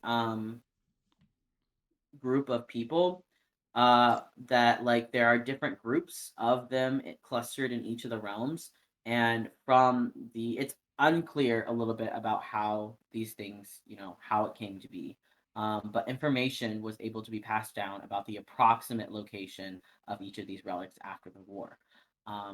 So this information was passed down through generations, and it's some people have lost contact with each other, so you're not quite sure. Like even Aurelian, because you can guess that he's probably one of the main people who is in this, like here, in the lunar realm. So he is always known that like the relic is like, on Puck or very near to Puck, but they have never. You guys have a precise coordinate, a precise location to Mhm. to the shard. So yeah, it's a very like grassroots kind of like if you know, you know, it's grandpa lore. Got But you.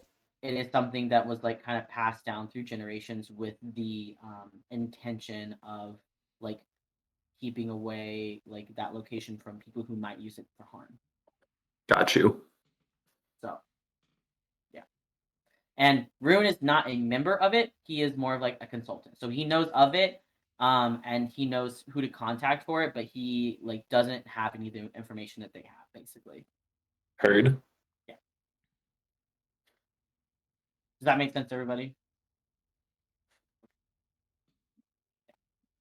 So yeah, Aurelian just basically says, we can discuss this after tactical planning meeting tomorrow. Mhm. And then he does put another hand on the egg in your Bjorn.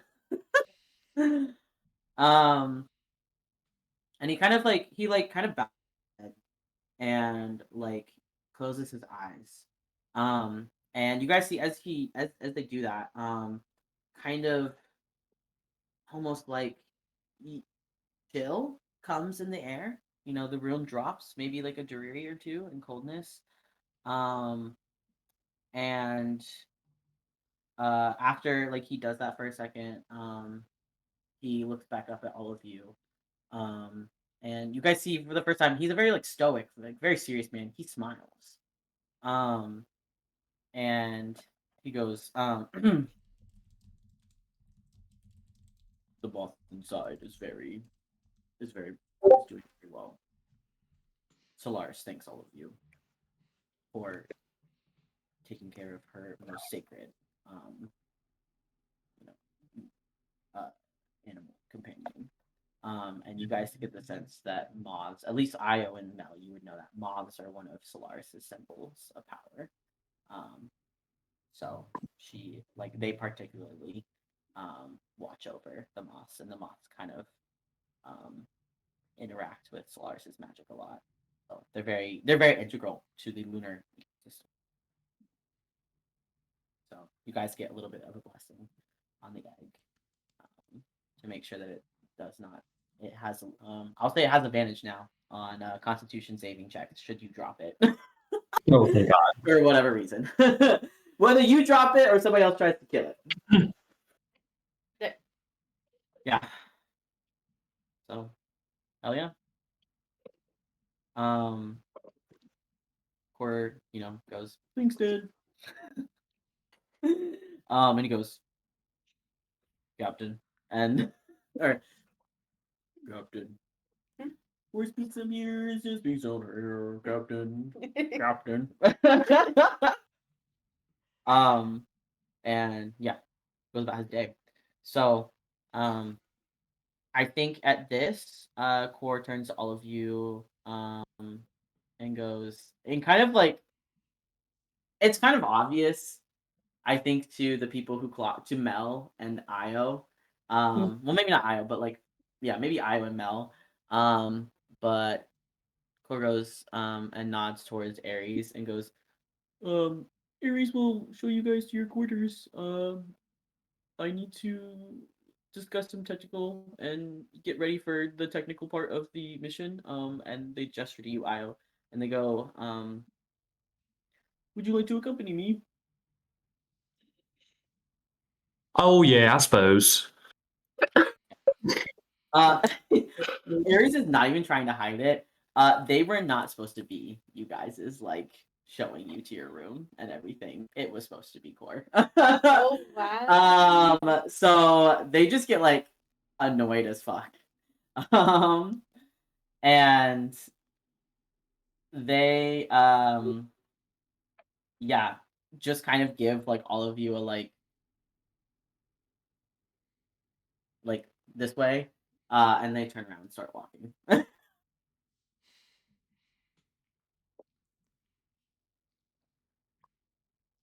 Yeah. Well, I suppose Mel is gonna follow. Like, Rune follows first. So, if people would like to go ahead and go, you can go. Is there anything you guys would like? Is there anything Mel, Hebe, or Solara wants to do right now? Because I know what you want to do, and I'm gonna save that for later.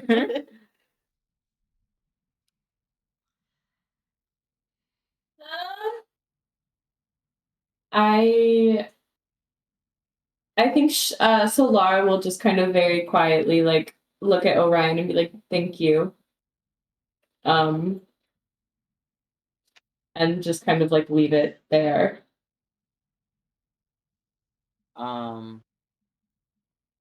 Yeah. Hold on one second.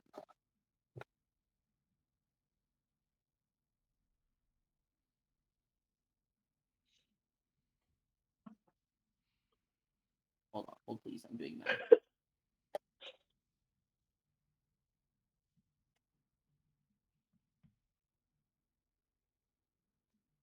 I rolled a 17 insight for Orion.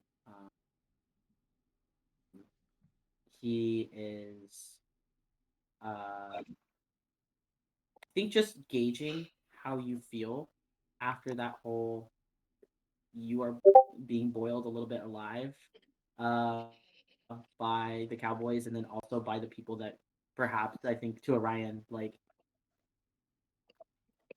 you guys were in this together. And you all obviously got to like an agreement and everything. But yeah, I think what did you get on a 17 insight from Solara on that? she really is like genuinely like grateful that like that he stood up for her. She, as much as like yes, like her allegiance like has been confirmed as closely to the group as it can, like she understands that like Orion is probably the only person who's 100% firmly in her corner. And so she's just kind of like acknowledging that. I think that he would gather that she's quite exhausted after the level of questioning, and also like she has her own doubts of her family and the things that like she is starting to question a lot of things as well. But that's really like I think that's about all that she's really thinking right now. Yeah, I think he nods to like your thank you, and he leaves with that. He feels that you probably need some time to settle. Yeah, some quiet time. Yeah. Hebe, is there anything you'd like to do tonight before you take a long rest? Um,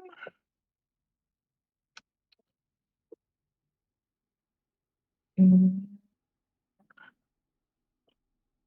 no, I think I'm gonna save my one maybe thing for a different time. Maybe tomorrow. Cool. Yeah.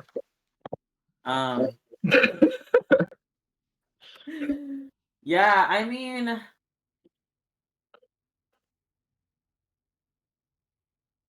I was trying to think if Rune had anything to say to Hebe.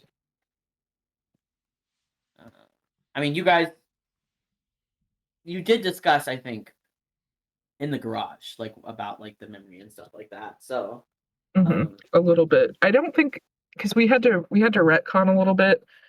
This was what I was like considering bringing up, but I think I will wait. Was that Hebe like later remembered that Rune had literally been the person that like carried her out and wasn't just like there?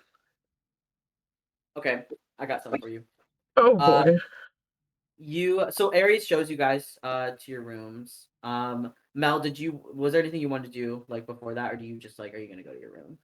I think I'm just gonna like leave Tally a message, via like B, something along the lines of like, "Hey, do you know anyone who can, or like know a guy who knows a guy who can read Old Lunarian?" Yeah. Yeah, Tally sends you back a message, like maybe a couple hours later, and goes, I know a couple people, yeah, but I do know that there are. Do you tell her that you are like at the Cowboys headquarters? Yeah. Yeah, she says I know a couple people, but she goes, you might honestly be more in close proximity with people there, because I know a lot of the people there do. Or at least she knows like a couple people there too. Okay. So, yeah. Okay, cool. Hebe. Fear.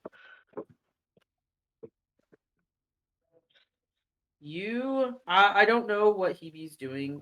But like I guess like, Rune decides to go get food from the cafeteria because he's hungry as fuck.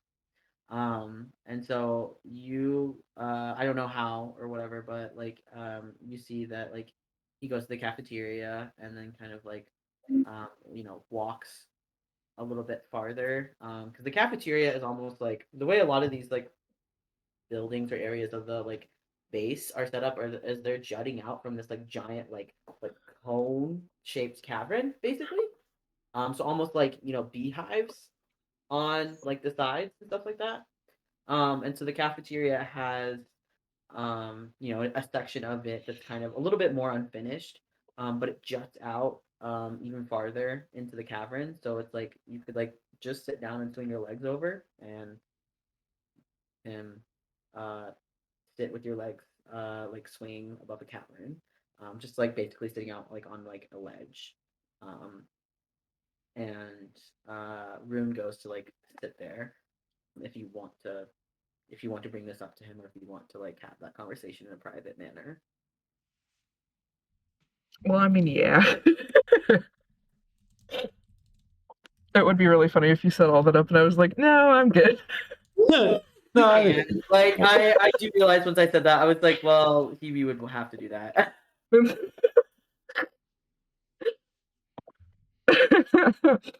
No, I don't know if Hebe will like bring it up without prompting, but I think she will go maybe get some food and go sit by him and just like sit there. Like clearly she wants to say something or is thinking of something, but like doesn't know how to broach the topic and instead is just sitting there overthinking.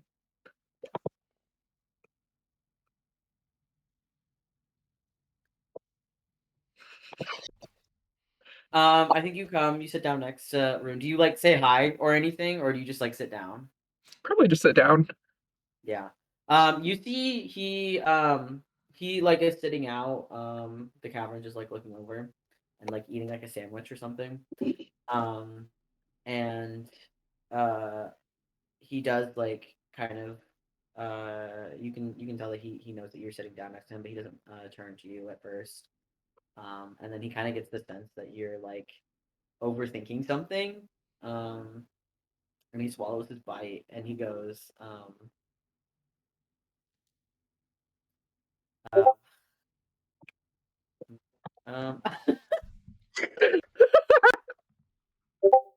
does the good doctor have something they would like to that she would like to talk to me about? And finally like turns to look at you. I think Hebe is avoiding eye contact completely and is staring straight ahead because she knows if she like looks at him, she's not going to have the guts to actually say what she needs to say. But she kind of takes a deep breath and she's like,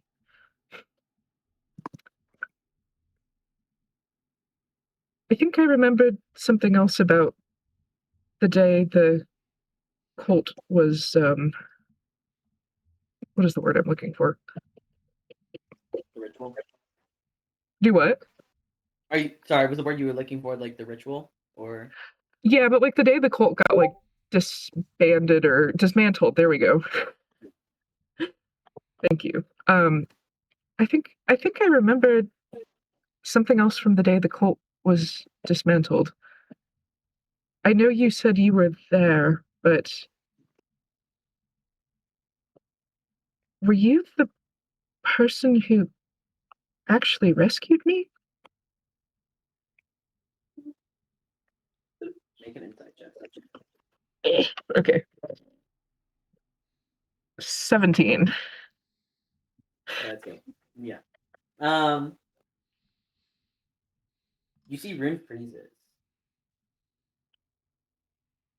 And it looks like he's like trying to like figure out how to answer that.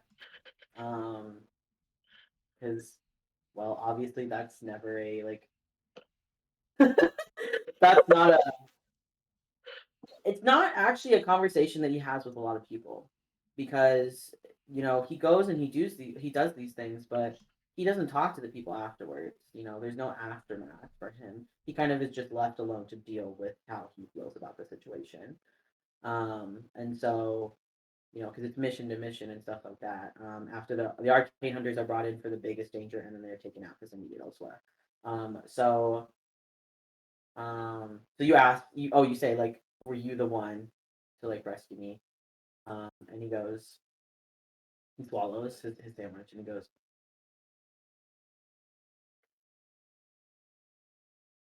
I remember it was a crying girl needed help. One of her arms, and you remember you have like a scar like on your arm, where one of the like blasts must have like hit one of the buildings close to you, and kind of like jammed your arm underneath like a piece of steel or like metal. And he goes, she was crying out. Your blood on her face, ritualistic blood. I couldn't discern which type, but you see, this part gets a little difficult then because I recognized the handprints on it on her cheeks.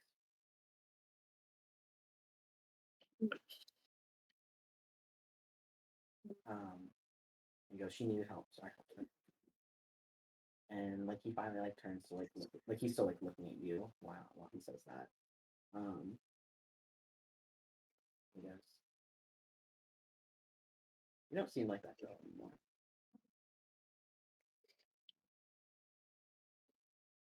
I'm not sure I completely remember what it was like to be her. And maybe that's a good thing. He kind of chuckles very bitterly at that, and he goes, I don't think so. And says it with such disgust. You have never heard him say anything before. And yeah, he does give you a straight answer. Yes, that was me.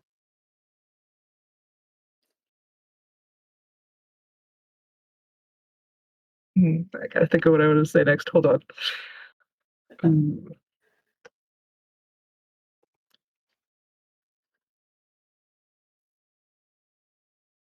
Did you do that to the pencils?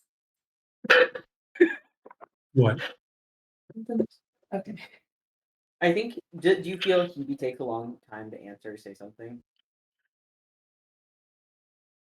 A decent amount of time, yeah. She's definitely collecting her thoughts. Yeah, I think he goes like in that like time of like a little bit of silence passes between the two as you're thinking them all over.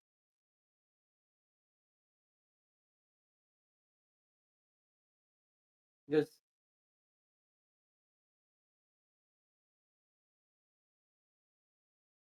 yeah. Actually, maybe I don't have anything. I have to think about something too. Okay.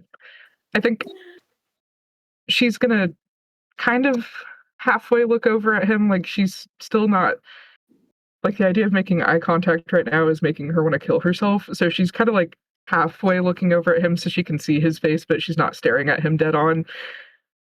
And she says, I've spent most of my life feeling alone. I didn't have a real family from a young age. I never really was the best at making friends or making connections. Even in school, I just couldn't figure out how to interact with people, it seemed like. But in spite of all that, I do think that you saved my life that day. I think, yeah, this is about to get really gay. I think even then, you might have been one of the few people that has truly seen me.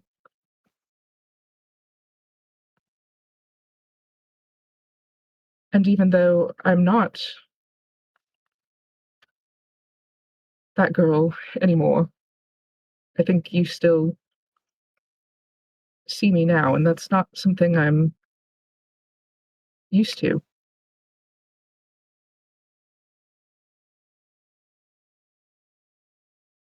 It's a bit frightening, actually. He looks at you and goes, "Is that why you held out your hand earlier? Because I see you."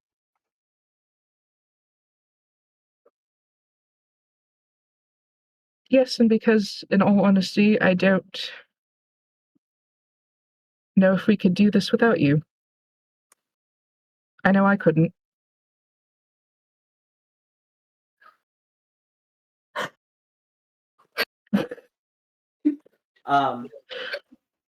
He says he takes a second at that. And he goes, you see that look again in his eyes. The first time that you there was something about you he couldn't figure out. And he goes,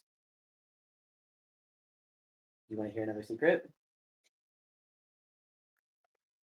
Of course.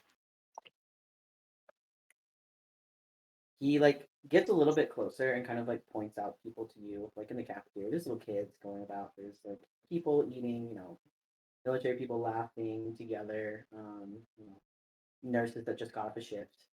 And he goes, I can see every single one of their futures if I tried. And he goes, for you, and he turns to you and he goes, nothing.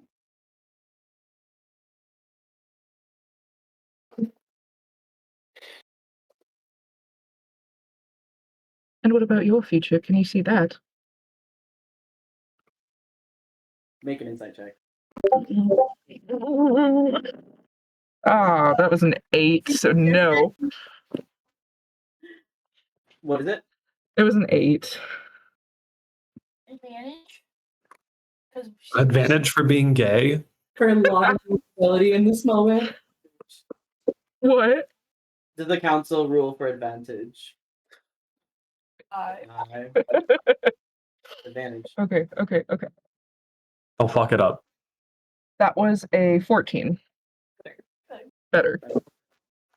Yeah, you do get a little bit more than you would on an 8. You say, what about your future? Mm-hmm. You see immediately the map. You get the sense that he was just reminded of something that has weighed very heavily on his shoulders. And he goes, he kind of turns back, with the sandwich to look out across the cabin and goes, like I said, everybody but you.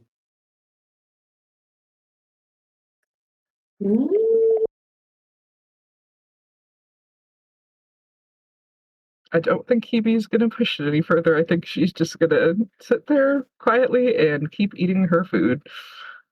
Yeah. So that is, I think, where we're gonna switch over to Mike. Wait, what's Ghost's narrative in Hebe's head that whole time? I'm imagining it's just what chat says the whole time. I think at first Ghost is just kind of doing their normal making background commentary thing. And then when Hebe started getting more serious and talking about her past, they kind of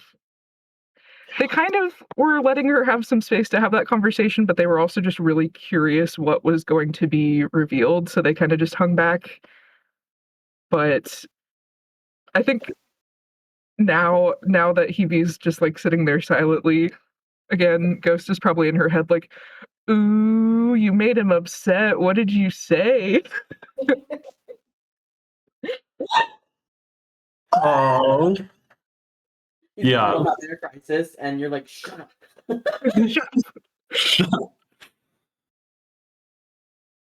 Hell yeah. Cute. All right. Core is animatedly talking to you as they lead you back towards their they kind of bring you into, you go down a series of hallways, some elevators.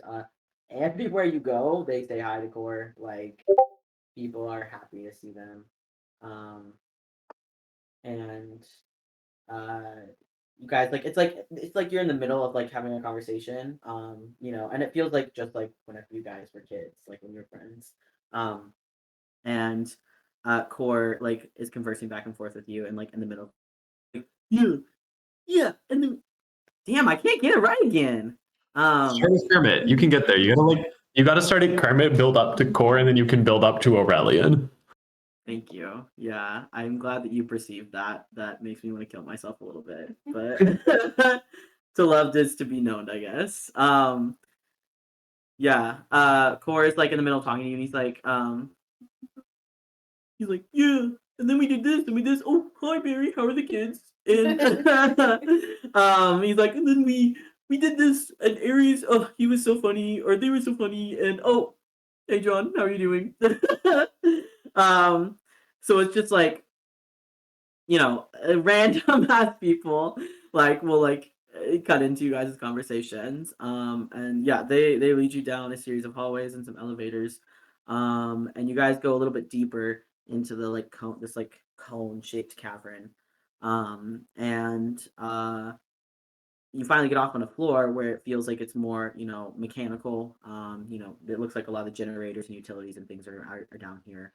Um, and they lead you into, this like lab almost, like this workshop. And there is Camus. There is windows out into the cavern and stuff like that.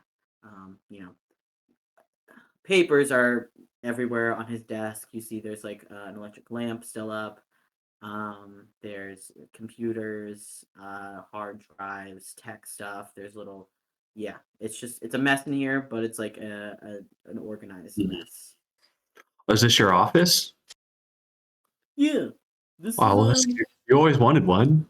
I know. Yeah, I mean, definitely not as nice as the one I had in Eclipse, but more homey, if you know what I mean.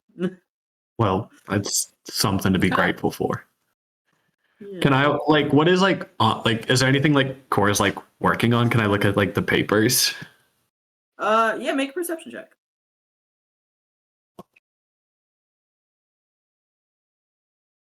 22.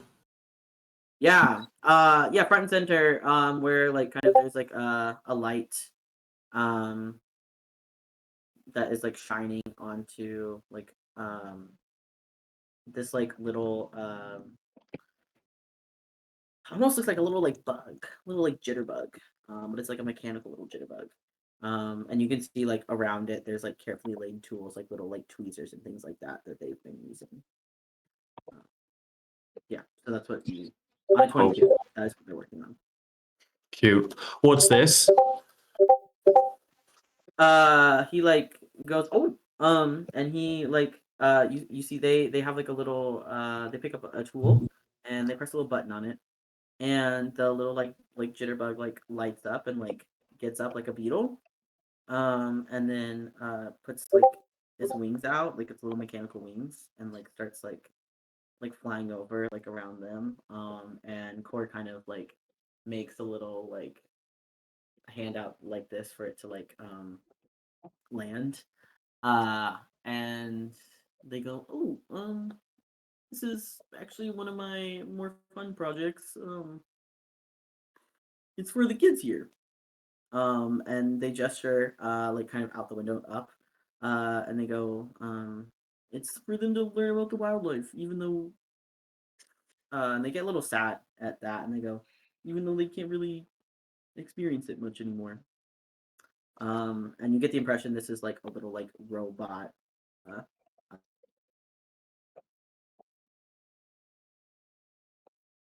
You cut out.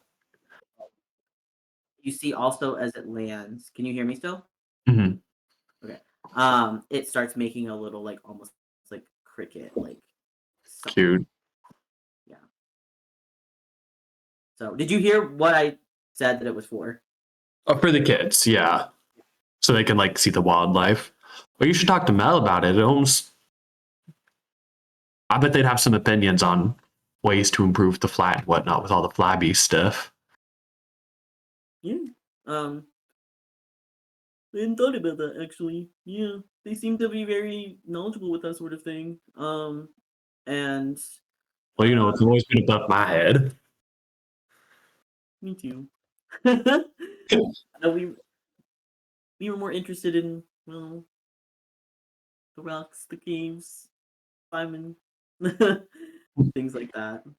Um, yeah, they go. Oh, also, and open one of the like drawers of their desk.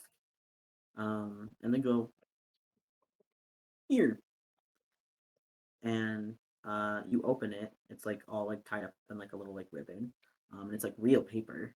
and ink, and you see it was all the letters that they tried to send you. That's fucked up. You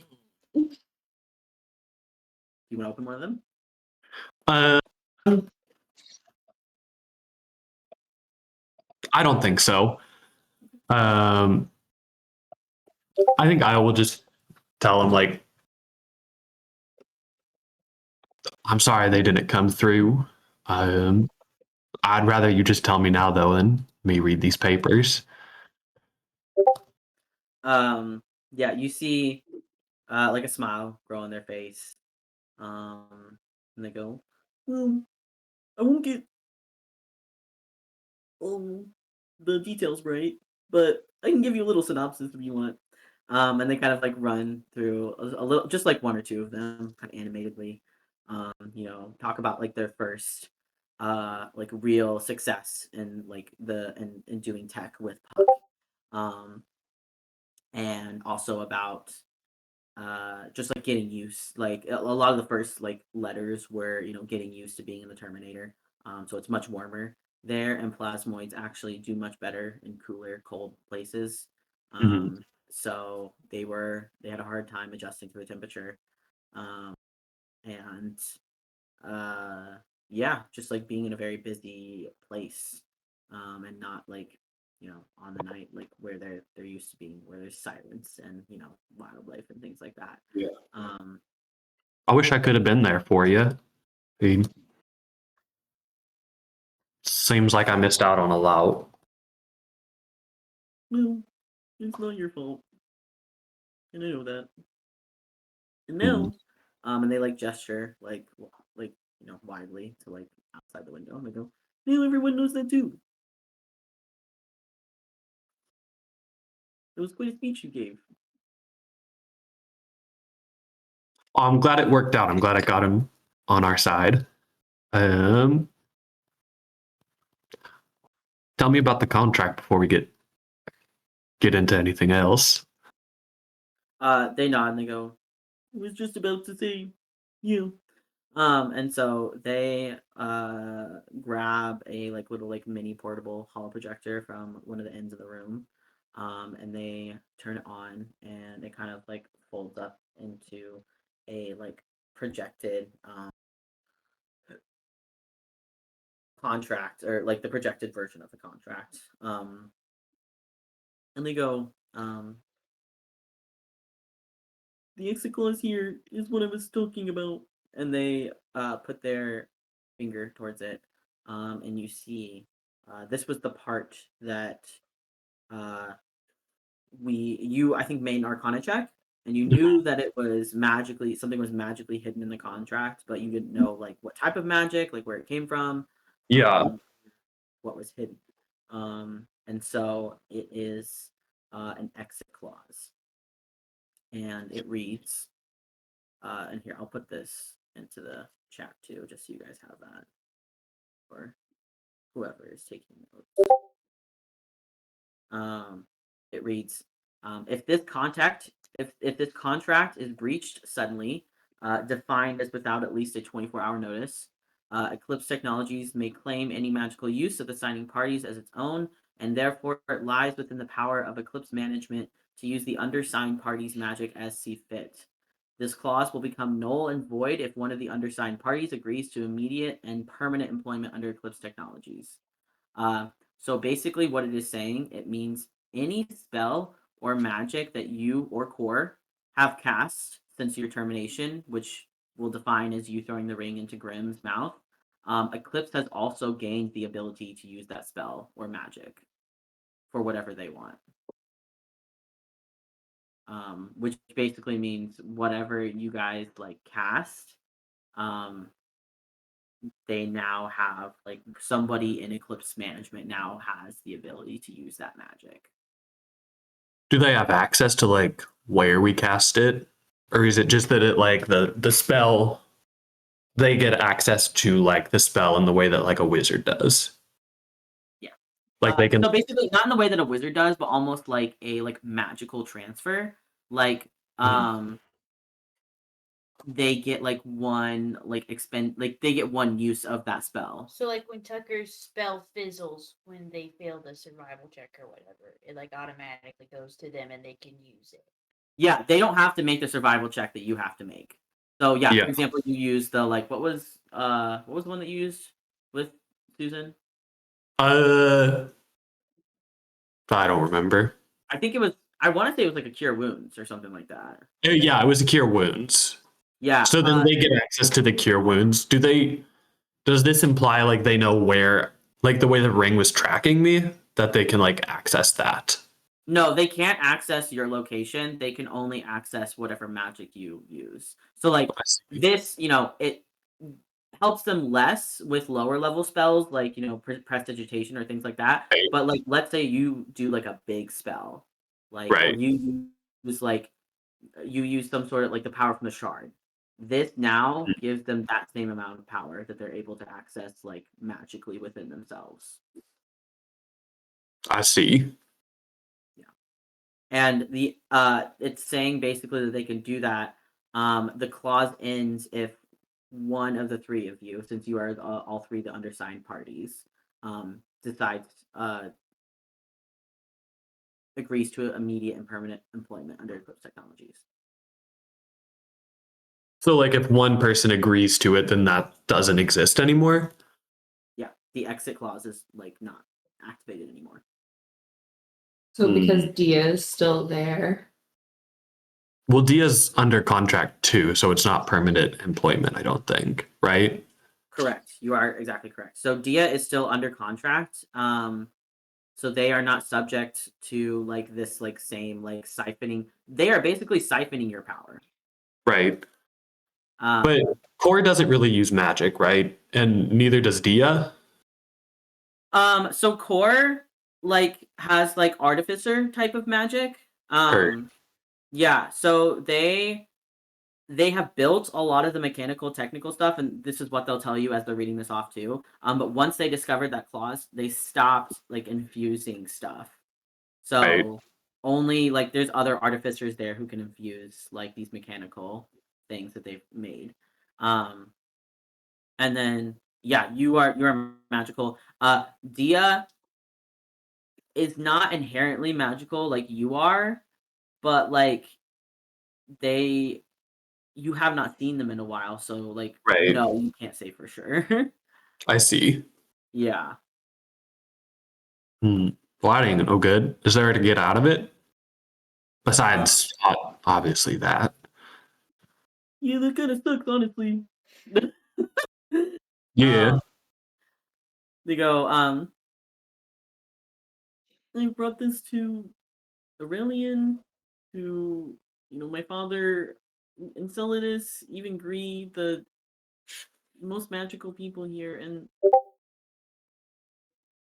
if there is another way, they haven't found it yet.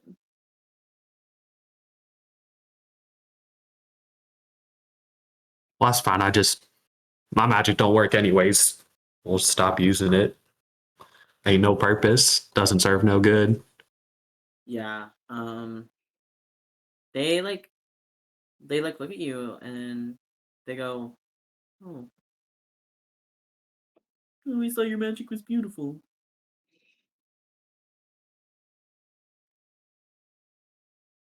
Well, I'm glad you appreciated it. I mean, the first prestidigitation was for you, so. Yeah. What do you think was the first thing that you like the little illusion that you made for them?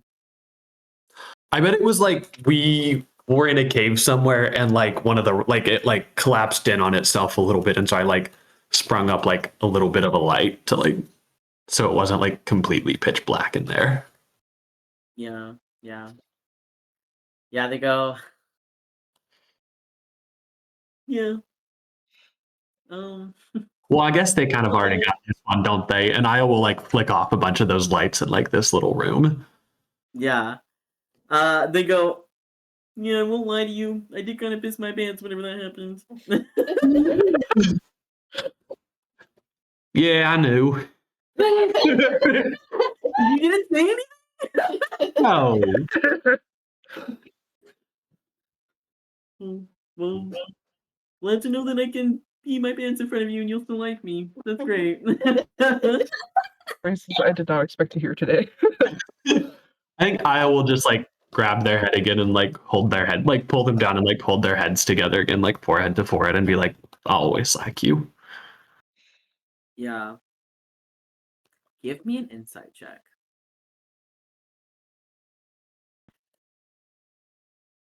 Yeah. Yeah. Yeah. I'm putting a bardic on it too. Oh, okay.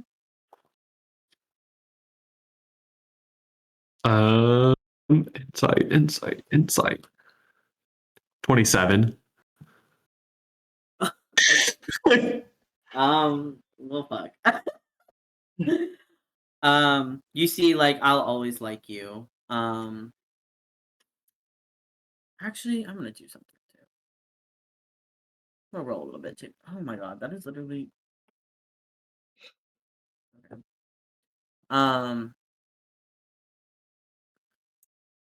Yeah, you say, I'll always like you. And on a 27 insight, um, you feel like Core, like, kind of like they smile and they kind of like lean into like, that like feeling of being like of you guys, like the likeness that you share. Um, and then you almost get like they like almost like pull back a little bit too quickly. And you get the sense that like they like you so much. They really like you. Like they kept those letters for you all these years. They ditched their actual responsibility to show all of you around to like come like like give you a tour of their lab. Something that like you can see now too. It's a very personalized space as well. Um, they like have never thought badly of you. They've never thought anything but the world of you. Um, and you get all of these things. They like you so much, but you're about to go away for a while, and they Bye bye. are afraid to give like their like heart to you, and you may not be around to receive it. And Yeah. they've like you have also been off puck, not by Io's choice, obviously. And I think they're just like they I think are trying to protect themselves a little bit because it hurt so badly the first time that you didn't answer their letters. Even I if, think again, not your fault, but like inciting all of that, I will just like still like forehead to forehead and just be like, I'm gonna leave again.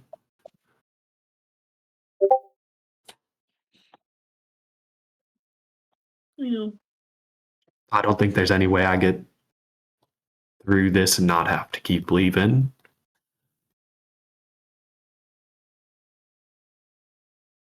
and they look at you now, like they kind of like take like you guys' like head back and like they still like have their hands on your cheeks like that, and they go, I know. Will you stay at least tonight? I'm here tonight, so And I think at that they do pull you up and very close and kiss you very yeah. hard and very passionately. I'll like flicks up a bunch of the little lights that they made like the first time. But I think they go like, I'm here tonight, but I don't know if I'll be here tomorrow. So Let's worry about that tomorrow. cute. And you have nasty hot gay sex. Yeah. Nasty hot gay sex against like their like lab table. Yeah. Hell yeah, brothers. Let's fucking go. Doomed Yowie who up. Yeah. They honestly, yeah, everything that you just said, it was running through their head. They have nothing else to say. They go, I think, you always have the words. You always know what I'm thinking. Let's not think anymore.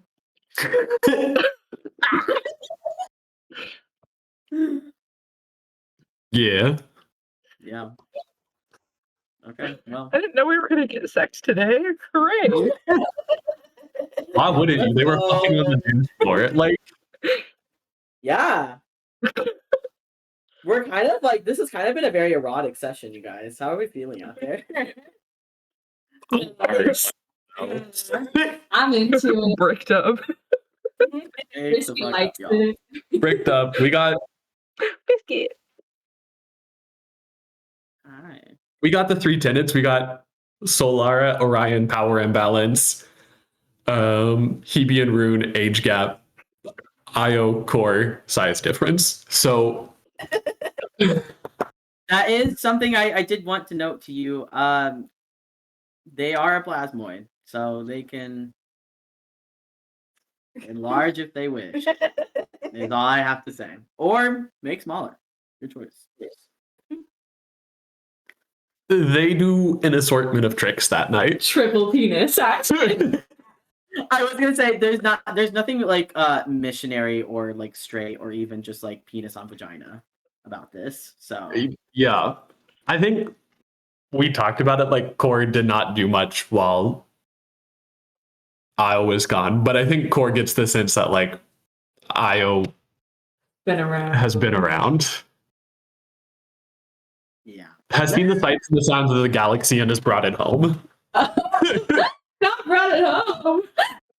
They also, I mean, like you can also tell probably that like, you know, I think maybe we talked a little bit about this, but that like Io at some points has had to like also seduce their clients. Right. So it is something that's like I don't think core core is not jealous. That's what I was about to confirm. I was like, I don't think they're very jealous of that. It doesn't seem like it was. It seems like you like Io. I mean, like I guess I should ask. You know, does Io like feel the same about core that core feels about Io? Yeah. Well, does core want to insight that? I can. Yeah. It's crazy. I'm gonna say core has good insight, so we'll say 18. 18. Yeah, I think everything like core said, Io reciprocates too. But I think like core gets the sense that Io knows that this is not a permanent thing. Like as much as they wish that it was a permanent thing, it is not possible. Yeah, and I think that was kind of the hesitation for core is that they know this is not going in one way or another, however you want to interpret it, it's not going to last. Yeah. Very much so. We have tonight, and like that's all I can promise to give them. Yeah, and I think that was kind of their thing was that they understand that, and we'll see what happens tomorrow. But for now, they don't really want to think about that. Yeah. They're a little bit more of an. They have, I think, more of a even though they've been through a lot. I think they have a like a naivety and like an innocence to the world, and especially when it comes to like you. So it's something that they want to believe might have like something that like they know is not possible, but they want to believe it is. And you are of the. It seems like I was more of the mindset of like this is what it is. This is the reality. Yeah. It's fucked up. Yeah. I think Io has similar feelings about it, but is more like grounded in the like I will always be on like the run from whatever this is, regardless of however the factory thing goes. We're going somewhere else. We're going to do it again. And even after we do it all, like I will still like spend the rest of my life with this. Okay. Yeah. Tough. Big tough. Hope you enjoy. Good sex. Anyways. Really great sex, y'all. Not even gonna lie. Great sex. For all parties involved. Okay. We are at like the 3 hour mark. I would like to get to Morgan if Morgan does Morgan want to talk to the commander? I guess I should ask you that first. Oh, I think they would, but like I think we've had a really good session, so like. Okay, we'll save that. So yeah, then we'll take the next session. It'll be also a planning session.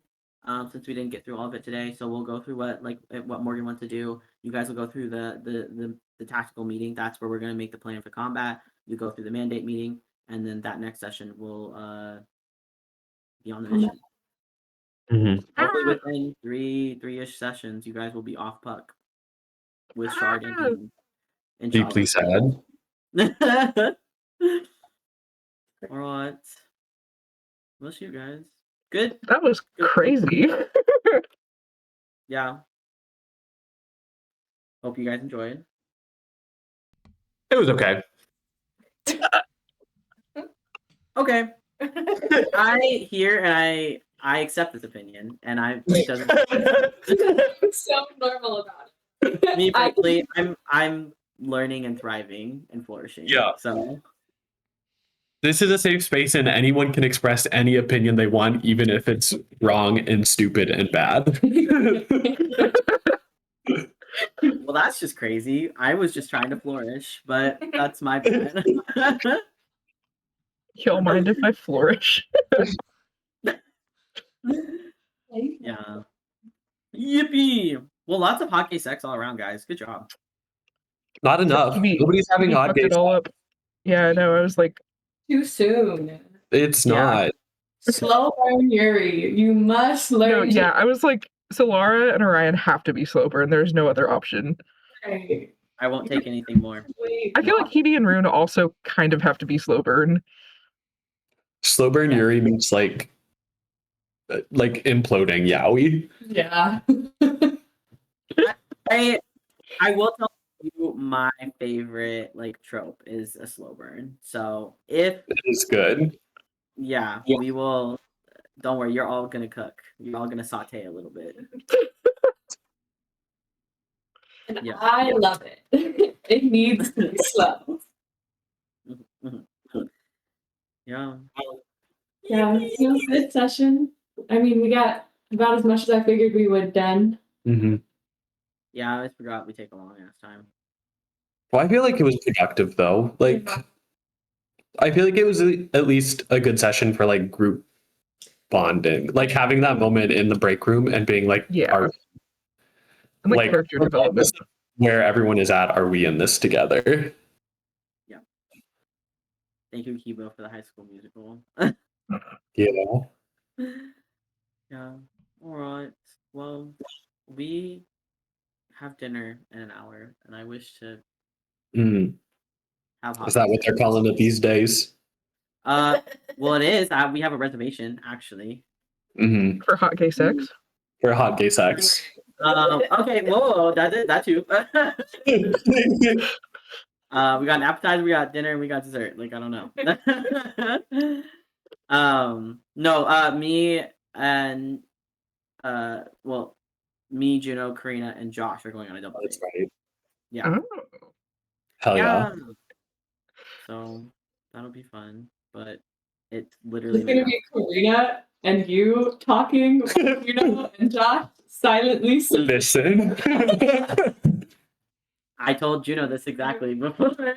I was like, and then I'm gonna ask, Karina was like, I'm gonna ask Josh, because Karina said the same thing, and she's like, I'm gonna ask Josh later, and he's gonna be like, yeah, Juno's cool.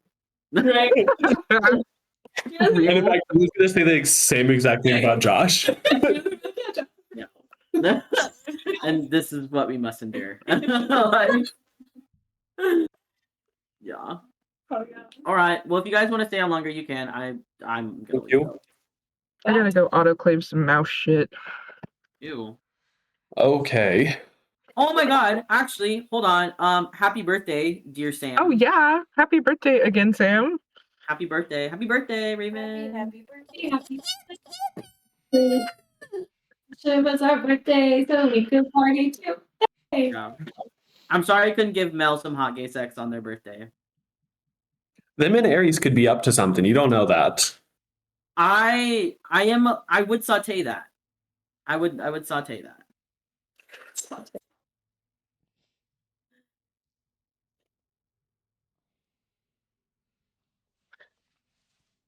We love you, Sam.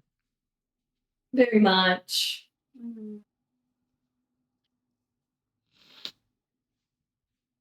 Sorry. You don't You're have to be okay. sorry.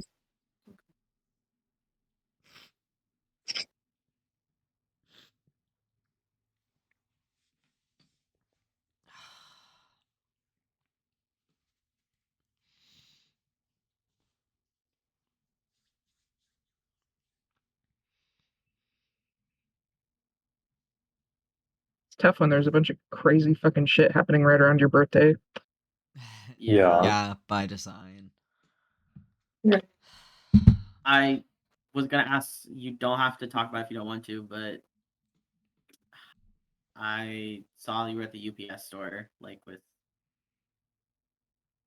Yeah, some of your tribe. UPS fucking lost my package. I guess our location is a training location, and someone inexperienced literally just like lost it. I'm having to make a claim on that, and it's gonna be a whole thing. And I probably should have gotten in touch with my lawyer sooner, but I don't know now if I have time to like handle this before the divorce. And apparently Luce filed a poverty affidavit, and I don't know what that's gonna do. As far as I know, they still don't have a lawyer, but I'm just tired of this shit, man. I'm sorry. That really sucks. And honestly, fuck loose. What? A poverty affidavit? Which is just ridiculous. Just They ridiculous. want to be poor so bad. They literally used to like Right. role play being poor. Like I don't know. Yeah. What the fuck? And again, like, what are they gonna get out of you who's unemployed at this time? Like, Right. Like they can't honestly believe I'm still employed at this point. Even if I didn't tell them right. up front. Right. Even if you were